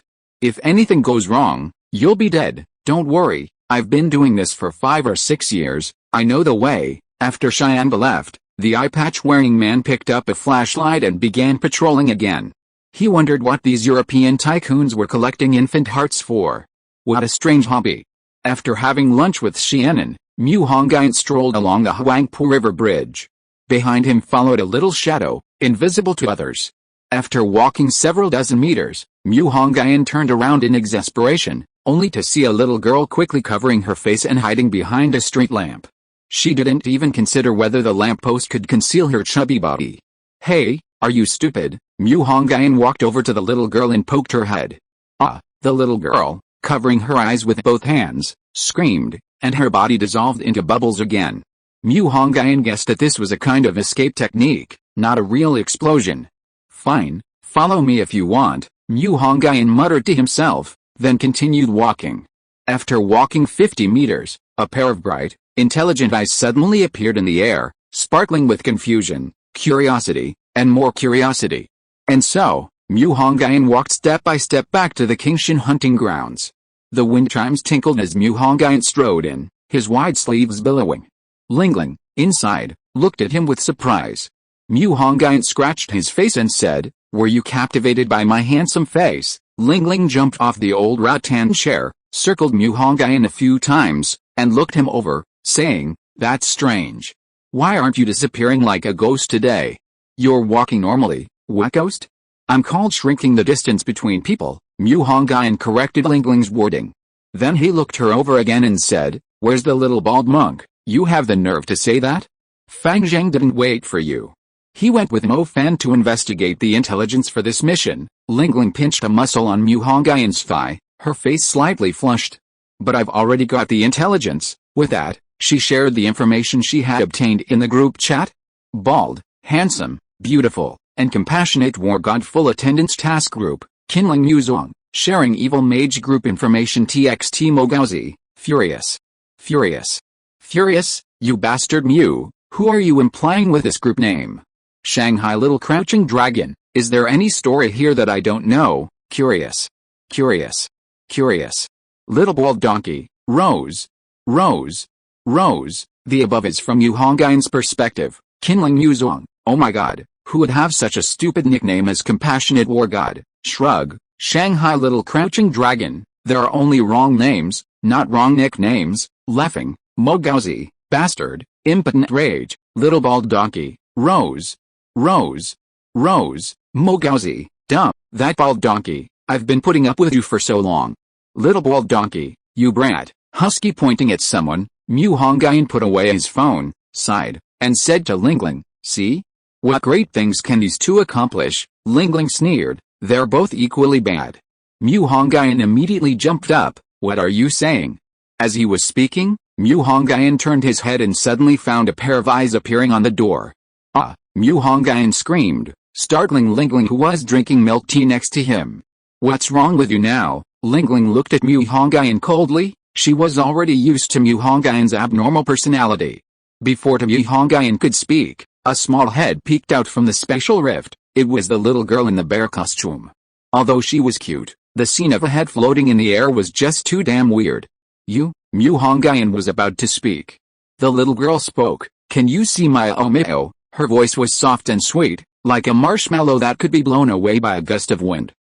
Mu Hongyun was taken aback, his voice softening involuntarily. Of course you can. Lingling, seeing Mu Hongyun staring blankly at the door, asked, who are you talking to? Mu Hongyun lowered his eyes and said, can't you see her either? Now Mu Hongyun was certain that only he could see this little girl. See what? Don't be so paranoid. Lingling shivered coldly at Mu Hongyun's question. Sigh, what's your name? Mu Hongyun sighed and turned to the little girl. My omeo, my name is Maya omeo. The little girl seemed to realize that Mu Hongyun meant her no harm, and gradually lowered her guard, leaping out of thin air and giving Mu Hongyun a big smile. My name is Mu Hongyun, you can call me Brother Mu. In the empty coffee shop and tea room, only Mu Hongyun's voice echoed. Lingling gasped, then suddenly said, Mu Hongyun, don't tell me there's someone invisible at the door. Congratulations, you're right. Mu Hongyun pursed his lips and gave Lingling a thumbs up. But don't be afraid, she's a child even younger than you. Mu Hongyun looked my omeo up and down. She looked about 6 or 7 years old, a little younger than Lingling. Maya omeo bit her silkworm-like fingers, staring with her large, sapphire blue eyes, and said, huh, can this older sister see me too? She waved at Lingling as she spoke. I'm sorry, my omeo, this older sister can't see you right now. Can you tell me how you became like this? Mu Hongyun asked softly and gently. At this, Maya omeo's face turned deathly pale, her two sapphire blue eyes shimmering like water droplets. She lowered her head, trembling like a child who had done something wrong. Maya omeo is naughty and lost her little brother. Maya omeo is a bad child. Mommy and Daddy don't want Maya omeo anymore. Maya omeo's voice suddenly became low and trembling as she babbled. Bad people hit Maya omeo. My omeo, it hurts so much. Maya omeo knows she was wrong. Ding-a-ling, the hunting lodge door suddenly opened, and Mo Fan and Fang Zhang strode in. Startled.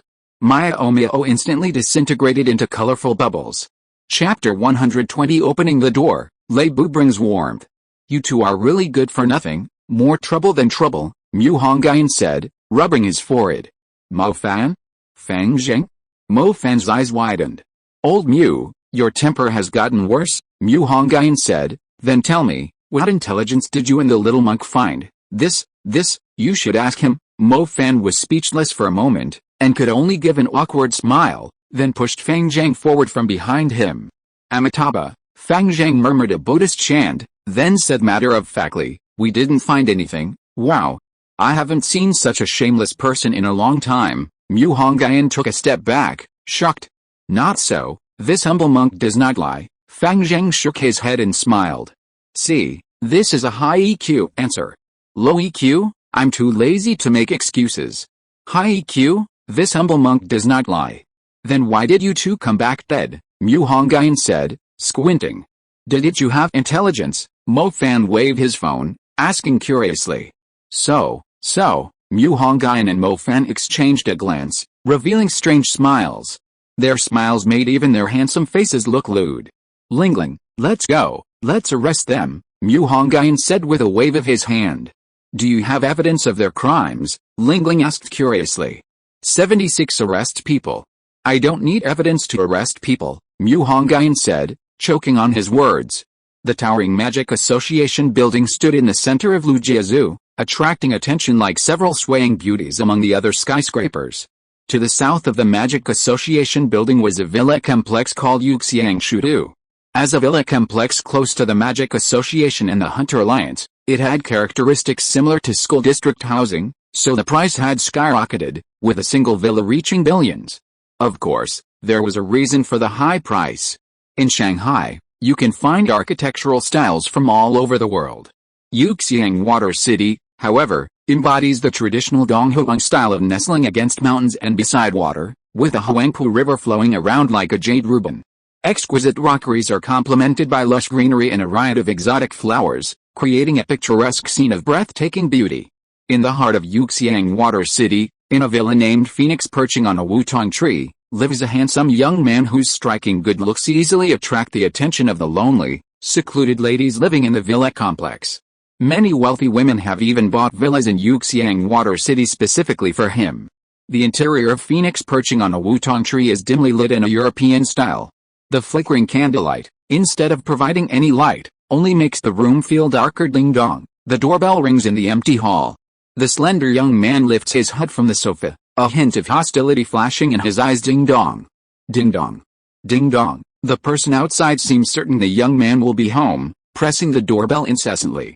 Damn it, don't those guys know it's my feeding time? The boy's face was filled with rage, his pupils involuntarily turning blood red. Suddenly, the doorbell stopped ringing. Have they left? Just 3 seconds later, the boy's fantasy was shattered. Boom. After a brief pause, the villa's door was suddenly kicked open, tiny wood chips shooting into the villa like arrows, and the long-awaited sunlight shone in. 4 villains walked in, bathed in sunlight. Hey hey hey. Leibu has come to bring warmth, Mu Hongyun said arrogantly, his arrogance palpable. Mu Hongyun already knew what it was, and with a wave of his hand, he immediately expelled the air from the room. My magic, this sudden sound startled the vampire boy so much that he went limp. A blood-red whirlwind appeared, and the next second, the vampire boy was already wearing clothes that looked like a black cloak. After Mu Hongyun refreshed the air, he began to examine the dark hall. The luxurious yet understated decor was unique, featuring a golden red Persian carpet and expensive leather sofas. A beautiful woman lay on the sofa, her face filled with terror. It seemed the vampire youth hadn't had time to open the door because he was busy making love to her. Who are you? The vampire youth demanded angrily, a flicker of surprise crossing his eyes as he looked at Qinling. Such a fragrant maiden, if I drink her virgin blood, I can become an earl. A daring idea flashed through the youth's mind. Since you've asked so sincerely, Mo Fam said with a cold smile. Then we'll mercifully tell you. Mu Hongyun stepped forward. To uphold love and justice, Fang Zhang made a Buddhist gesture with one hand.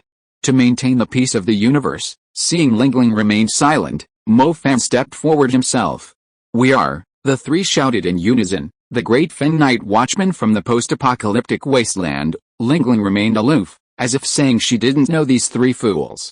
Huh? The vampire boy stared in disbelief. Alright, kid, shut your mouth. Don't be surprised. Your name is Panku Dracula, right? Mo Fan took out his phone, found the list, and read it aloud. No, Mo Fan? The vampire boy realized something was wrong and immediately transformed into countless blood bats, preparing to escape. Sword Shadow, 10,000 Swords Technique. Mu Hongyun smiled calmly, uttering 5 words as if speaking with absolute authority. Invisible sword shadows flew out from the void, like homing missiles, heading towards the place where the bloodbats had fled. Each sword shadow could annihilate a bloodbat. Under the pursuit of the sword shadows, the bloodbats turned into bloody light and scattered, the last thin body falling to the ground. Radiance, purification. As soon as Panku landed, Fang Zhang strode forward, turning prayer beads in one hand and raising magic height in the other, preparing to kill this dark creature with one blow. You can't kill me. My grandfather is the Grand Duke of the British Empire. Killing me will cause an international conflict, Panku said fearfully, his face filled with panic. Fang Zhang, spare his life for now. We still need to ask him some questions. Mo Fan stopped Fang Zhang, shaking his head solemnly. Alright, Fang Zhang replied. Mu Hongyun released his divine sense to examine the structure of the villa, but what he discovered only made his gaze grow colder. Qinling opened the refrigerator first, only to find it filled with containers brimming with blood. These containers were labeled with Northwest, 1-year-old, girl, and cold and aloof. These labels were like those humans would use to label pigs, dogs, cattle, and sheep. Qingling's face turned cold, and her martial intent surged to its peak. showing just how furious she was. This wasn't the end of it. Mu Hongyun stomped his foot on the ground, and a large crater suddenly appeared. Chapter 121 Foreshadowing and Transition. The large pit was the entrance to the villa's basement. When the opening broke, a foul odor wafted up from below. Fang Zheng, bring him down with you, Mu Hongyun said, giving Panku a cold glance. Okay, Mu Hongyun took the lead, with Mo Fan and Lingling in the middle. Fang Zheng grabbed Panku's hair and dragged him towards the basement. After climbing a winding staircase, the space suddenly opened up. The basement was pitch black. Without Mu Hongyun saying anything, Mo Fan ignited a crimson flame in his hand, the orange light instantly filling the entire space. The moment the firelight illuminated the space, Mo Fan and Lingling's pupils dilated instantly.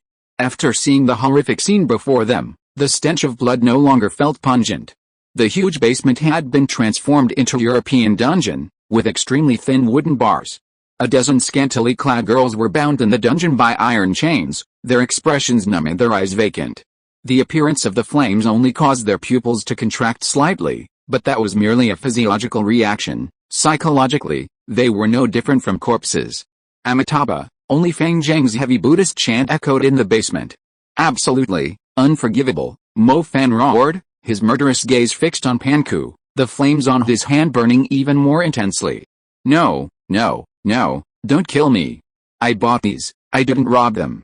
They're all from abroad, I've never robbed women from your country. Mo Fan punched Panku in the jaw, saying, shut the hell up, crack. Mo Fan's punch was incredibly heavy, instantly dislocating Panku's jaw.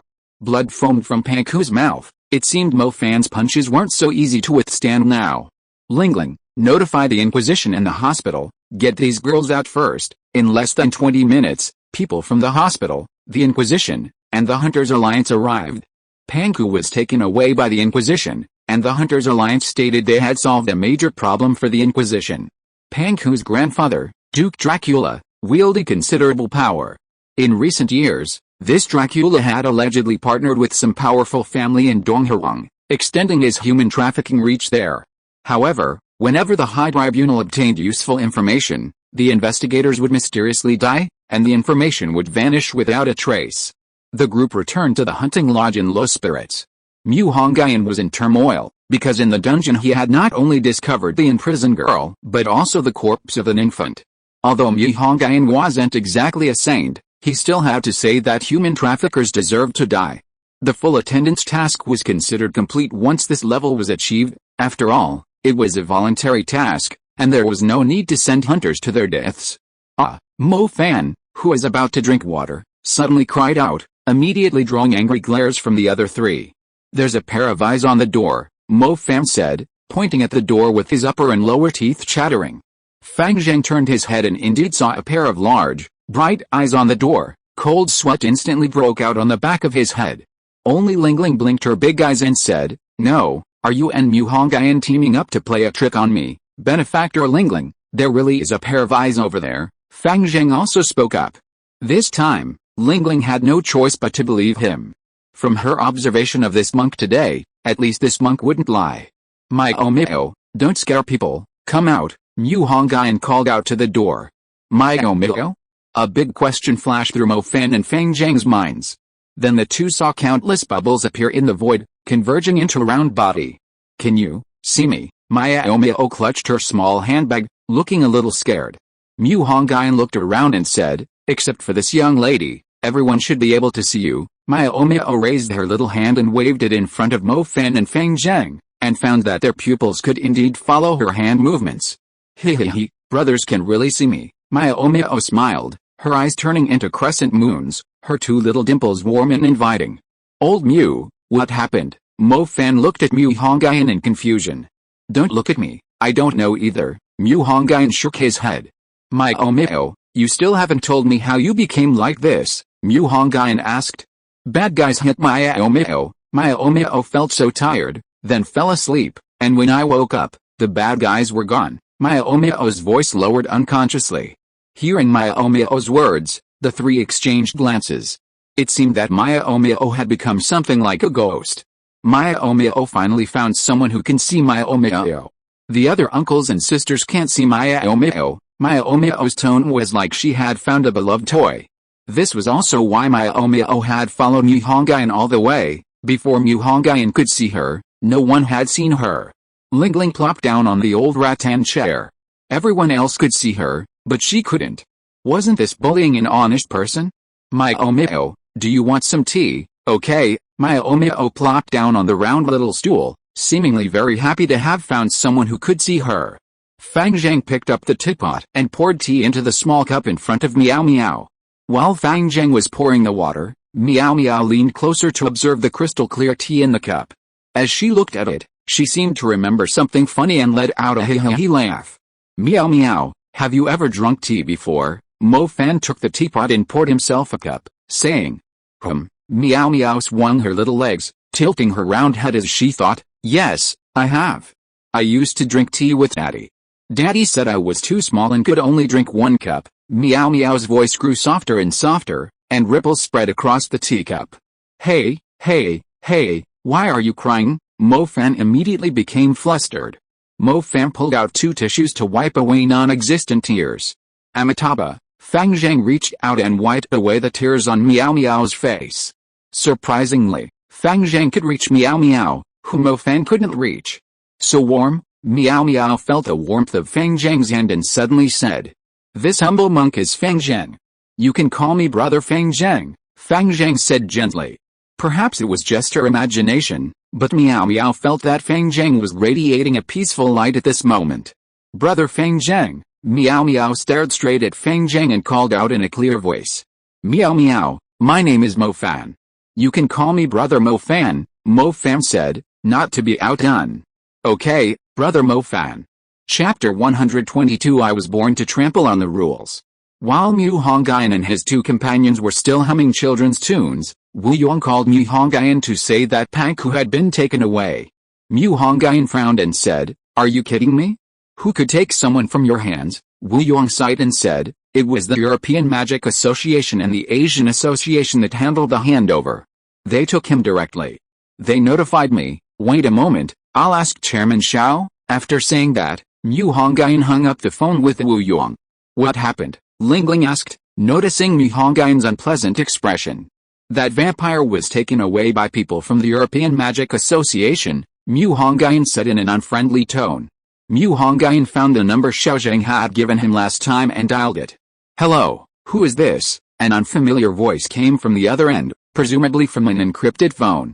My name is Mu Hongyun, I'm looking for Xiao Zhang, Mu Hongyun said coldly. After a while, a familiar voice rang out on the other end of the phone. Hey, Xiao Mu, Xiao Zhang's voice was filled with exhaustion, as if he had just survived a 3-day, 3-night battle. Uncle Xiao, do you know about that vampire? Mu Hongyun asked seriously. I'm sorry, Xiao Mu, I really did my best in this matter, Xiao Zhang sighed deeply, seemingly feeling somewhat guilty towards Mu Hongyun. He had just arrested someone, and before he could even sit down properly, he was taken away. What, does that vampire have a powerful background? Mu Hongyun asked, frowning. The Luba family of Europe, along with other families, put pressure on the Asian Magic Association. I couldn't do anything about it. Alright, I understand. Mu Hongyun knew that Xiao Zhang must have his reasons, but that didn't mean the matter was over. Since it couldn't be resolved by magic, it would be resolved by demons. Mu Hongyun suddenly stood up, his shadow obscuring his eyes. He smiled eerily and said, interesting. Finally, I've met someone who can compete with me in terms of background. At Hongqiao Airport, in the VIP area, a young man in a burgundy suit sat on a large sofa, his eyes closed in quiet contemplation. The thought of kneeling and begging for mercy from several humans filled him with nausea. Growing angrier, he beckoned to his female attendant, wrapping his arm around her slender waist and groping her intimate areas, eliciting shy gasps from the curvaceous woman. But even her gentle presence couldn't quell his rage. Fuck, Kasen, Panku said to the man in the white tailcoat beside him. Young Master Panku, what are your orders? Kasen, the white-clad butler, bowed slightly to Panku, his face cold and unsmiling. Have you found any information on those bastards? Panku asked grimly. Young Master Panku, the Master's orders are for you to return to the British Isles as soon as possible and stop causing trouble in the Eastern Empire. Kasen didn't answer Panku's question but instead invoked Duke Dracula's name. I know, But those four dared to insult the great Dracula family. I can't swallow this insult. Cousin, I can smell the fragrance on that little girl. If I drink her virgin blood, I can definitely advance to the rank of Earl." As he spoke, Panku's face revealed a smug smile, as if he could smell that alluring virgin scent. "Coincidentally, I can't swallow this insult either." Mu Hongyun stood at the junction of the VIP area and the ordinary area, a chilling smile on his face. Panku's face instantly darkened upon hearing this. This voice was both familiar and hateful to him. "It's you, you bastard," Panku said through gritted teeth. "You lowly yellow-skinned dog, how dare you show your face in front of me? Do you believe I can make you kneel down and apologize to me with just one phone call? And do you know who my grandfather is? My grandfather can wipe you and your entire family out of thin air with a flick of his finger." Panku's expression was arrogant, and he glanced at Mu Hongyun with disdain. "A stinking bat born in the dark sewers thinks it has the right to negotiate with humans just because it's wearing human skin," Mu Hongyun said with a gentle smile. "Bastard, you're asking for death." Panku, hit where it hurt by Mu Hongyun, immediately flew into a rage, saying, "You lowly yellow-skinned monkey, how dare you insult the great Dracula family? Do you know why there are no women from the Eastern Empire in the blood bank? Because the blood of these lowly sows from your country disgusts me." Mu Hongyun was also provoked by Panku. "That's because you're a wild boar that can't eat fine chaff." Mu Hongyun sprang up, smashing the fence blocking the two areas. "I'm sorry, he's now a member of the European Magic Association. You have no right to lay a hand on him." Kozin bowed slightly, blocking Mu Hongyun's view, and said with a fake smile, "Even if you don't think about yourself, you should think about your country. And I think what young Master Panku said just now was not wrong." After Kozin finished speaking, he straightened up, his fake smile revealing the arrogance of a developed person. As if certain that Mu Hongyun wouldn't dare to make a move, this arrogant white man was also an extreme nationalist. "Then I'll just have to ask you to die first." Mu Hongyun's eyes grew increasingly menacing. Even if Duke Dracula came today, he'd die here. The moon magic activated, purple energy erupted instantly, and the entire VIP area exploded. White Butler Kozin hadn't expected Mu Hongyun to actually dare to attack, and was instantly blasted away. The large seats behind him exploded, turning into flames and causing secondary damage. The entire airport was thrown into chaos. The mages patrolling the airport immediately rushed towards the VIP area. Mu Hongyun erected a purple barrier, blocking the approaching mages. Seeing that Mu Hongyun was serious, Kozin flew into a rage. "Are you sure you want to violate the magician's covenant?" Mu Hongyun smiled calmly, his tone chilling. "The moment rules are established, they create enormous benefits for those who break them, and I was born to trample on the rules." Golden rock capturing dragon technique, a flash of golden light, and Mu Hongyun lunged forward, his arm raised high. Azure Ox iron armor. Kozin's eyes narrowed, he was astonished by Mu Hongyun's incredible speed. He only had time to unfold his own magical armor, a lifelike Azure Ox sculpted on it. "Did I defend myself?" Kozin asked, his face pale. "I'm sorry, no." Mu Hongyun stood behind him, slowly responding. A large hole had appeared in his chest, fragments of azure armor embedded in his flesh, intertwined with blood, tissue, and nerves. Kozin died right before Panku's eyes, leaving Panku utterly shocked. Kozin was a high-level mage, a top-tier mage capable of slaying demons, yet he was utterly powerless against this young man. "No, no, no, don't kill me. I know I was wrong, please don't kill me." Panku retreated in fear, repeatedly apologizing to Mu Hongyun. "You don't know you were wrong, you just know you're going to die." Mu Hongyun reached out, aiming his hand at Panku's head. If you are listening to this novel on a channel other than Fanfic World, it means it was downloaded and re-uploaded without effort. We warmly invite you to visit our channel, Fanfic World. There you will find the original version of this story and many other novels of various genres. We look forward to seeing you dive into a world of incredible novels. Chapter 123 Whose Reason is Greater?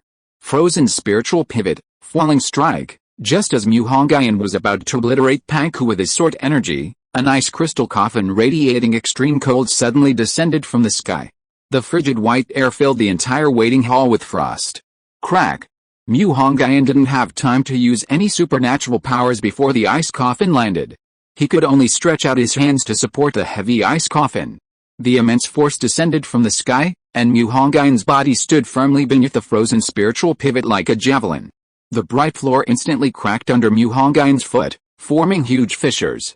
The ice element contained within the frozen spiritual pivot transformed into vicious venomous snakes, slithering up Mu Hongyun's arms, trying to enter his body. A mere hunter mage dares to attack a distinguished guest of the Lubu family? Who gave you the audacity? A man dressed in blue appeared like a ghost behind Mu Hongyun, his tone revealing disdain for him. Hey, Mu Hongyun chuckled coldly, his hands bracing against the heavy, frozen spirit core crackling sounds as Mu Hongyun's power increased. Cracks appeared on the frozen spirit core, which then shattered into ice shards with a deafening boom. The blue-robed man's eyes flashed with shock and greed. Such a powerful body. If I could obtain this extraordinary technique for tempering the body, wouldn't my strength reach an even higher level? The blue-robed man thought greedily. Sword shadows, a glint flashed in Mu Hongyun's eyes, and 7 or 8 sword shadows instantly appeared around the blue-robed man, tearing towards him. Instant movement, leap. Silver stardust suddenly appeared around the blue-robed man, and with a flash of light, he vanished from his spot. The sword shadows missed their mark, leaving only a few large sword marks in their wake. This is quite interesting. I'll give you a choice. If you choose to submit to the Lu family and hand over your supernatural arts, I might consider sparing your life. The man in blue shook his head, looking at Mu Hongyun with a condescending and pitying gaze. Behind him, hundreds upon hundreds of ice shards slowly emerged, ready to swarm forward at his command. Mu Hongyun chuckled softly. Only people from aristocratic families can make shamelessness sound so refined. As he spoke, he cracked his knuckles, seemingly not taking him seriously at all. The man in blue's gaze sharpened, and he said coldly, "Looks like I need to freeze the water in your brain a bit, so you can clear your head." Blood Shadow sighed. Panku saw Mu Hongyun's gaze drawn to the man in blue and immediately conceived the idea of a sneak attack. "Damn and rise from the dead," Panku roared, his face contorted with madness. Crimson energy churned in his palm, like the river Styx where countless souls struggled in agony. A blood-red shadow, as malevolent as a fierce wind, transformed into a gigantic scythe, slashing towards Mu Hongyun's neck, its sharp blade gleaming with a terrifying cold light. Unfortunately, the Qute divine power had warned Mu Hongyun 5 seconds earlier. Mu Hongyun seemed to suddenly unleash a power-up, his figure leaping into the air like a lithe ape, dodging the sharp blood shadow, and landing on the ground.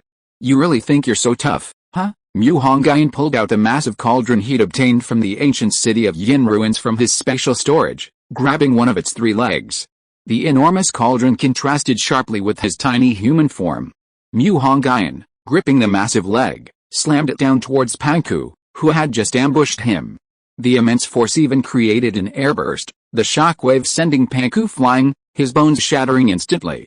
Only his vampire vitality allowed him to remain alive. Psychic control, Phantom Claw, you underestimate me too much? The blue-robed man's face was filled with anger as he unleashed a psychic attack on Mu Hongyun with power no less than that of a mid-level spell, Lunar Vibration. Mu Hongyun retaliated with lunar magic. Purple energy and intangible spatial magic interacted, instantly forming a powerful energy storm. The chaotic energy storm exploded instantly, turning the entire VIP area into ruins. Sacred Wood Protection. The blue-robed man instantly activated his defensive magic tool, deep green energy circuits floating around him, transforming into a sci-fi mecha-style light shield. The energy storm further triggered elemental chaos, and the blue-robed man, standing behind the emerald green light shield, narrowed his eyes, trying to see Mu Hongyun's position. But before he could see clearly, a figure suddenly appeared in front of him. Divine Drumbeat, Stubborn Fist, First Form, Mu Hongyun shouted, throwing a powerful punch that flew away like a handful of ashes in the wind. The once calm Qilu light shield instantly erupted into a raging torrent. The blue-clad man crossed his arms, desperately holding onto the shield, retreating more than 10 meters before barely managing to preserve it.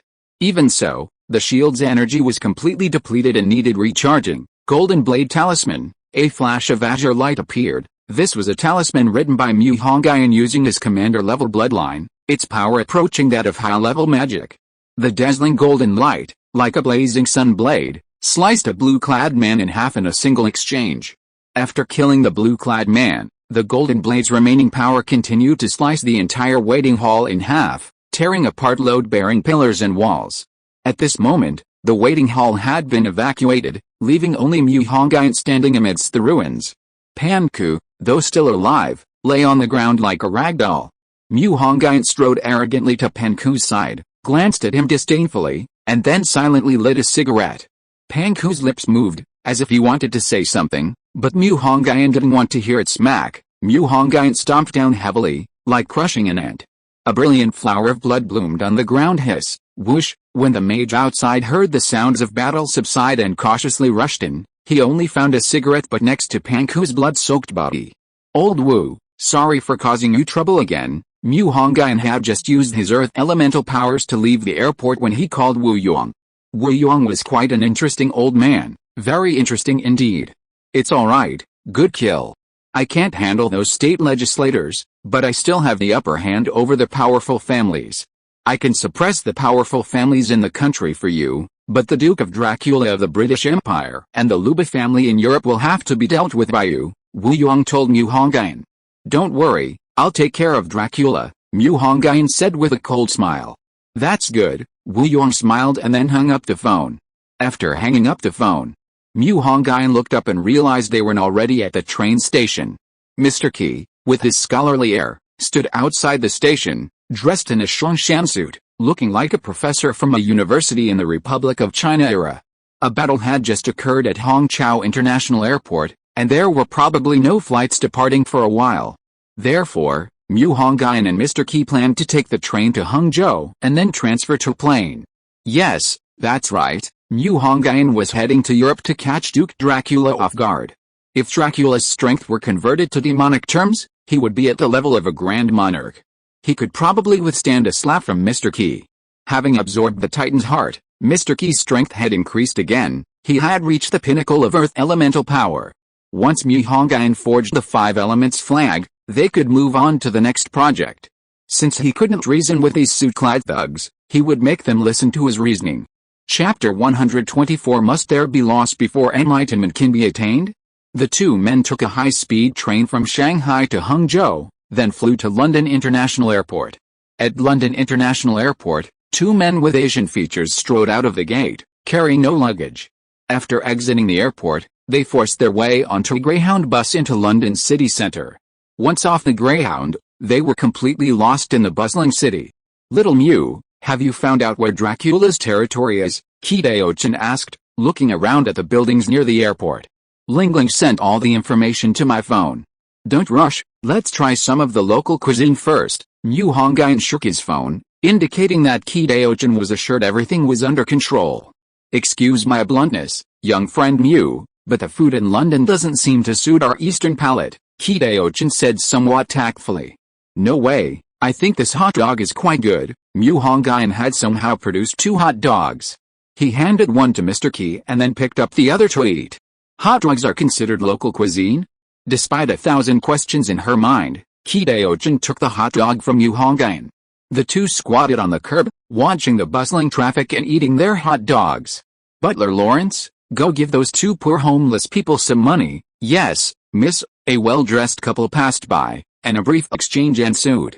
Mu Hongyun and Qi Daochin were whispering to each other when suddenly, Mu Hongyun felt a darkness before her eyes. Looking up, she saw a tall, bear-like man standing before her. Hello, Mu Hongyun tentatively said. Qi Daochin immediately looked shocked. This is a tip from my young lady. The tall, bear-like man spoke in a language Mu Hongyun and Qi Daochin didn't understand. In Qi Daochin's view, Mu Hongyun only uttered 2 words, and the tall man obediently pulled out a wad of banknotes and placed them in his hand. After speaking, the tall man turned and left.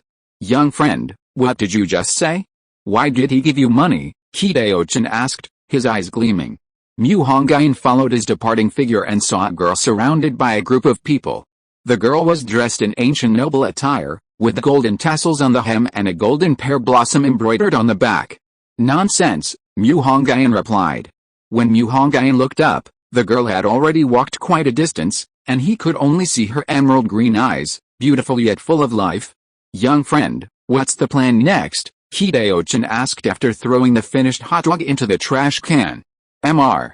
Qi, I have a question now, Mu Hongyun said, his expression suddenly serious. What question? Can you beat the European Magic Association? Mu Hongyun said with a solemn face.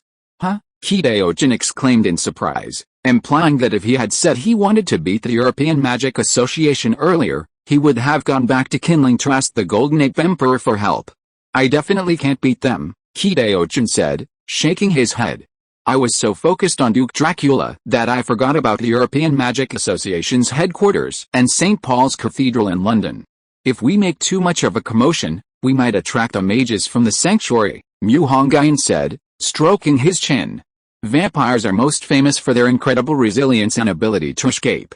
It's impossible to eliminate them silently, Qi said wryly. It's alright, wait a minute, Lingling sent a text. Hongyun took out his phone and read the message. His smile deepened as he read. Lingling said Dracula will be holding a party at the castle tomorrow night. What a coincidence. Could this be a trap Dracula set for us? Hongyun scratched his face. Young friend, don't be so narcissistic. The world will keep turning even without us, Qi said with a slight smile. What if it really is Dracula's sting operation? Even if it is, it just means Dracula had bad luck and caught a shark. After searching extensively, Hongyun finally found a hotel run by people from Donghuang. The hotel's name was distinctly Donghuang, Wang Laojian Hotel. Despite the Donghuang-esque name, the interior was decorated in a classic European style, its main theme being feigned madness. The owner, a man in his 40s from East Asia, burst into tears upon seeing Hongyun and Qi, saying he hadn't seen any fellow countrymen in 3 years. Hongyun pondered for a moment and said, "Then why don't you go to Chinatown?" The owner was immediately stunned, his emotions becoming disjointed. "Come on, brother, as the saying goes, when fellow countrymen meet, tears well up in their eyes. I'll give you a discount on your stay today, 240 euros per room, boss, you're quite generous." "Wait, 240 euros, what discount are you offering?" Hongyun said with a beaming smile, but suddenly realized something was amiss. 10. The boss hesitated, finding it difficult to say. 40%, Qi exclaimed in surprise. 112%, the boss's expression changed drastically as he looked at Hongyun, who had already drawn his bone sword, and he quickly said, "Young man, I was just joking with you, boss, you're too heartless, ripping off your fellow countrymen." Hongyun frowned and said, "Oh well, if I don't make money off you, who'll I make money off?" the boss muttered under his breath. In the end, they settled on a price of 100 euros for 2 rooms. After returning to his room, Hongyun couldn't wait to video chat with Lingling. It was already dusk here in the west, but it was already late at night in Shanghai. Lingling, with cucumber slices on her face, said resentfully, "Hongyun, no one else will stay up all night waiting for your video call. Do you know how much damage this does to my delicate skin?" "It's okay, I'll get you a beauty cream when we get back. It'll definitely give you the radiance of change, the moon goddess," Hongyun replied with a smile. "I don't believe your empty promises." Lingling stuck out her pink tongue, her expression turning serious. "Tomorrow night, Duke Dracula will be hosting a banquet, and many celebrities from the British Empire will be there. You and Mr. Qi can sneak in." Hongyun also asked seriously, "Is this Duke Dracula very influential in the British Empire?" "Dracula is very famous in European high society because his products practically monopolize the European and even the entire world market," Lingling said gravely. "He sells earth core?" Hongyun asked tentatively. "How could that be? Although the core of the earth is a top-tier divine object in the world, in some aspects, what he sells is even more precious than the core of the earth," Lingling shook her head and said. "Then what exactly does he sell?" Hongyun's curiosity was piqued by Lingling's words. "Lifespan." On the other side of the Eurasian continent, Lingling's eyes were as deep as an ancient well. And she uttered these 2 words in a heavy and slow voice. "On the other side," Hongyun scratched his butt and said with a disdainful look, "That's all." "What kind of reaction is that?" Lingling said angrily. "All that effort I put into creating this atmosphere was for nothing." Chapter 125 The Conspiracy Before the Banquet. Hongyun wanted to laugh. Lifespan was the cheapest thing in the cultivation world. There were longevity pills, rejuvenation pills, flesh spirit mushrooms, blood-sacrificing yang-preserving arrays, and so on. Leaving aside these superficial things, Hongyun's 108 heavenly and earthly fiend divine abilities all had the ability to increase lifespan. "What do you mean that's all? Don't you know how precious lifespan is for a mage? Even forbidden spell mages might not live to be 300 years old. And now, Dracula can extend his lifespan by a year with just 1 gram of vampire essence. That's why so many nobles and upper classes are so eager to have him. Otherwise, what would a mere duke-level vampire be in the eyes of the British nobility? Qinling was very dissatisfied with Mu Hongyun's reaction. This was information she had her grandfather obtained through his connections in Europe. Mu Hongyun smiled and shook his head. After reaching Foundation establishment, his lifespan reached 300 years. Learning the 19 earthly fiend divine abilities added another 190 years, and mastering the Willow God technique granted him another 100 years.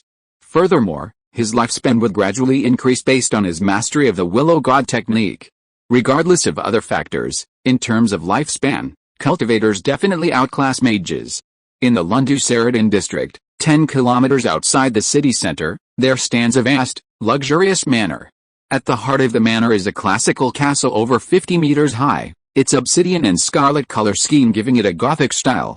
A Volkswagen Beetle, as ordinary as could be, suddenly drove into the center of the manor, moving unimpeded.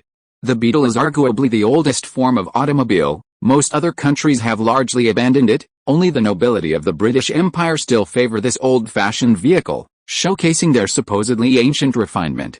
Ha! The Grand Duke of the Kaza family graces us with his presence. I am so sorry for not welcoming you sooner. A slender, Bemba-like youth, draped in a blood-red cloak, emerged from the castle and addressed the person inside the Beetle. Duke Dracula, long time no see. A tall man in black, at least 2 meters tall, stepped out of the passenger seat of the Beetle, standing before Duke Dracula like a wall. The man in black wasn't the Duke of Kaza, as Dracula had described. He opened the back door, revealing a young man with blonde, curly hair. This was the true heir of the Kaza clan, the young Duke Hekasa. He wore clothes tailored for him by old European tailors, perfectly highlighting his classic, wealthy air. One could say he truly lived up to his reputation as the descendant of the world's greatest pirate captain. While Dracula was recognized as a duke by European nobility and high society, it was merely a commodity for the world to sell. Once humanity mastered the method of artificially extracting vampire essence, Dracula would be stripped bare. The Kaza clan, however, was the undisputed first clan in Europe. They controlled the richest mines in Europe, enough to sustain the entire continent, and were also the wealthiest clan in Europe.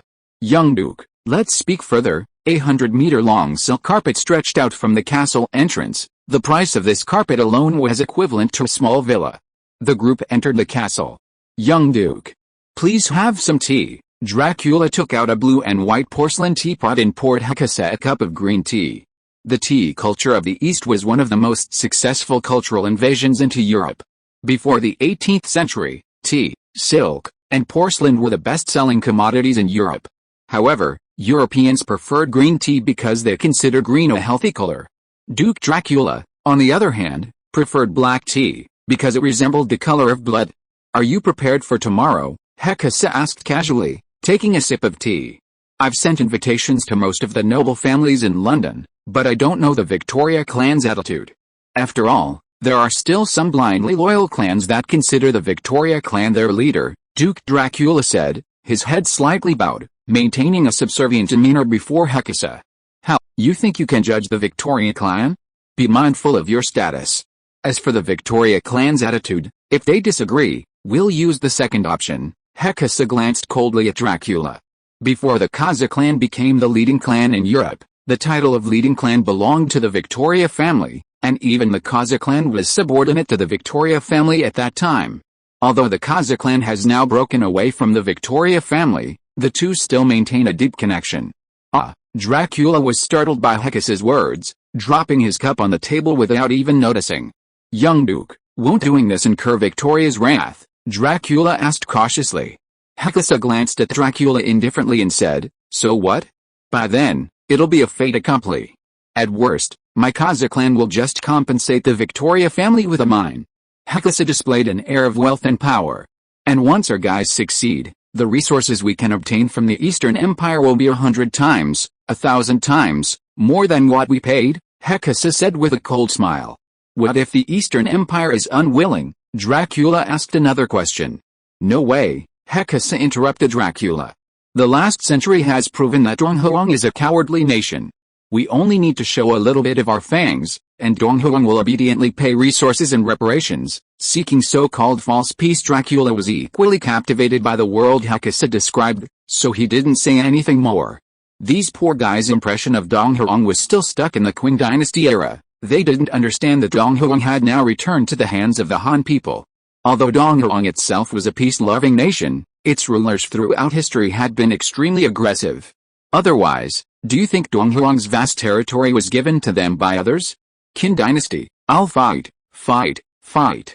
Han dynasty, I'll fight, fight, fight too. Tang dynasty, I'll fight, fight, fight again. Song dynasty, I'll be beaten. Ming dynasty, I'll keep fighting, fighting, fighting. A day and a night passed in cultivation.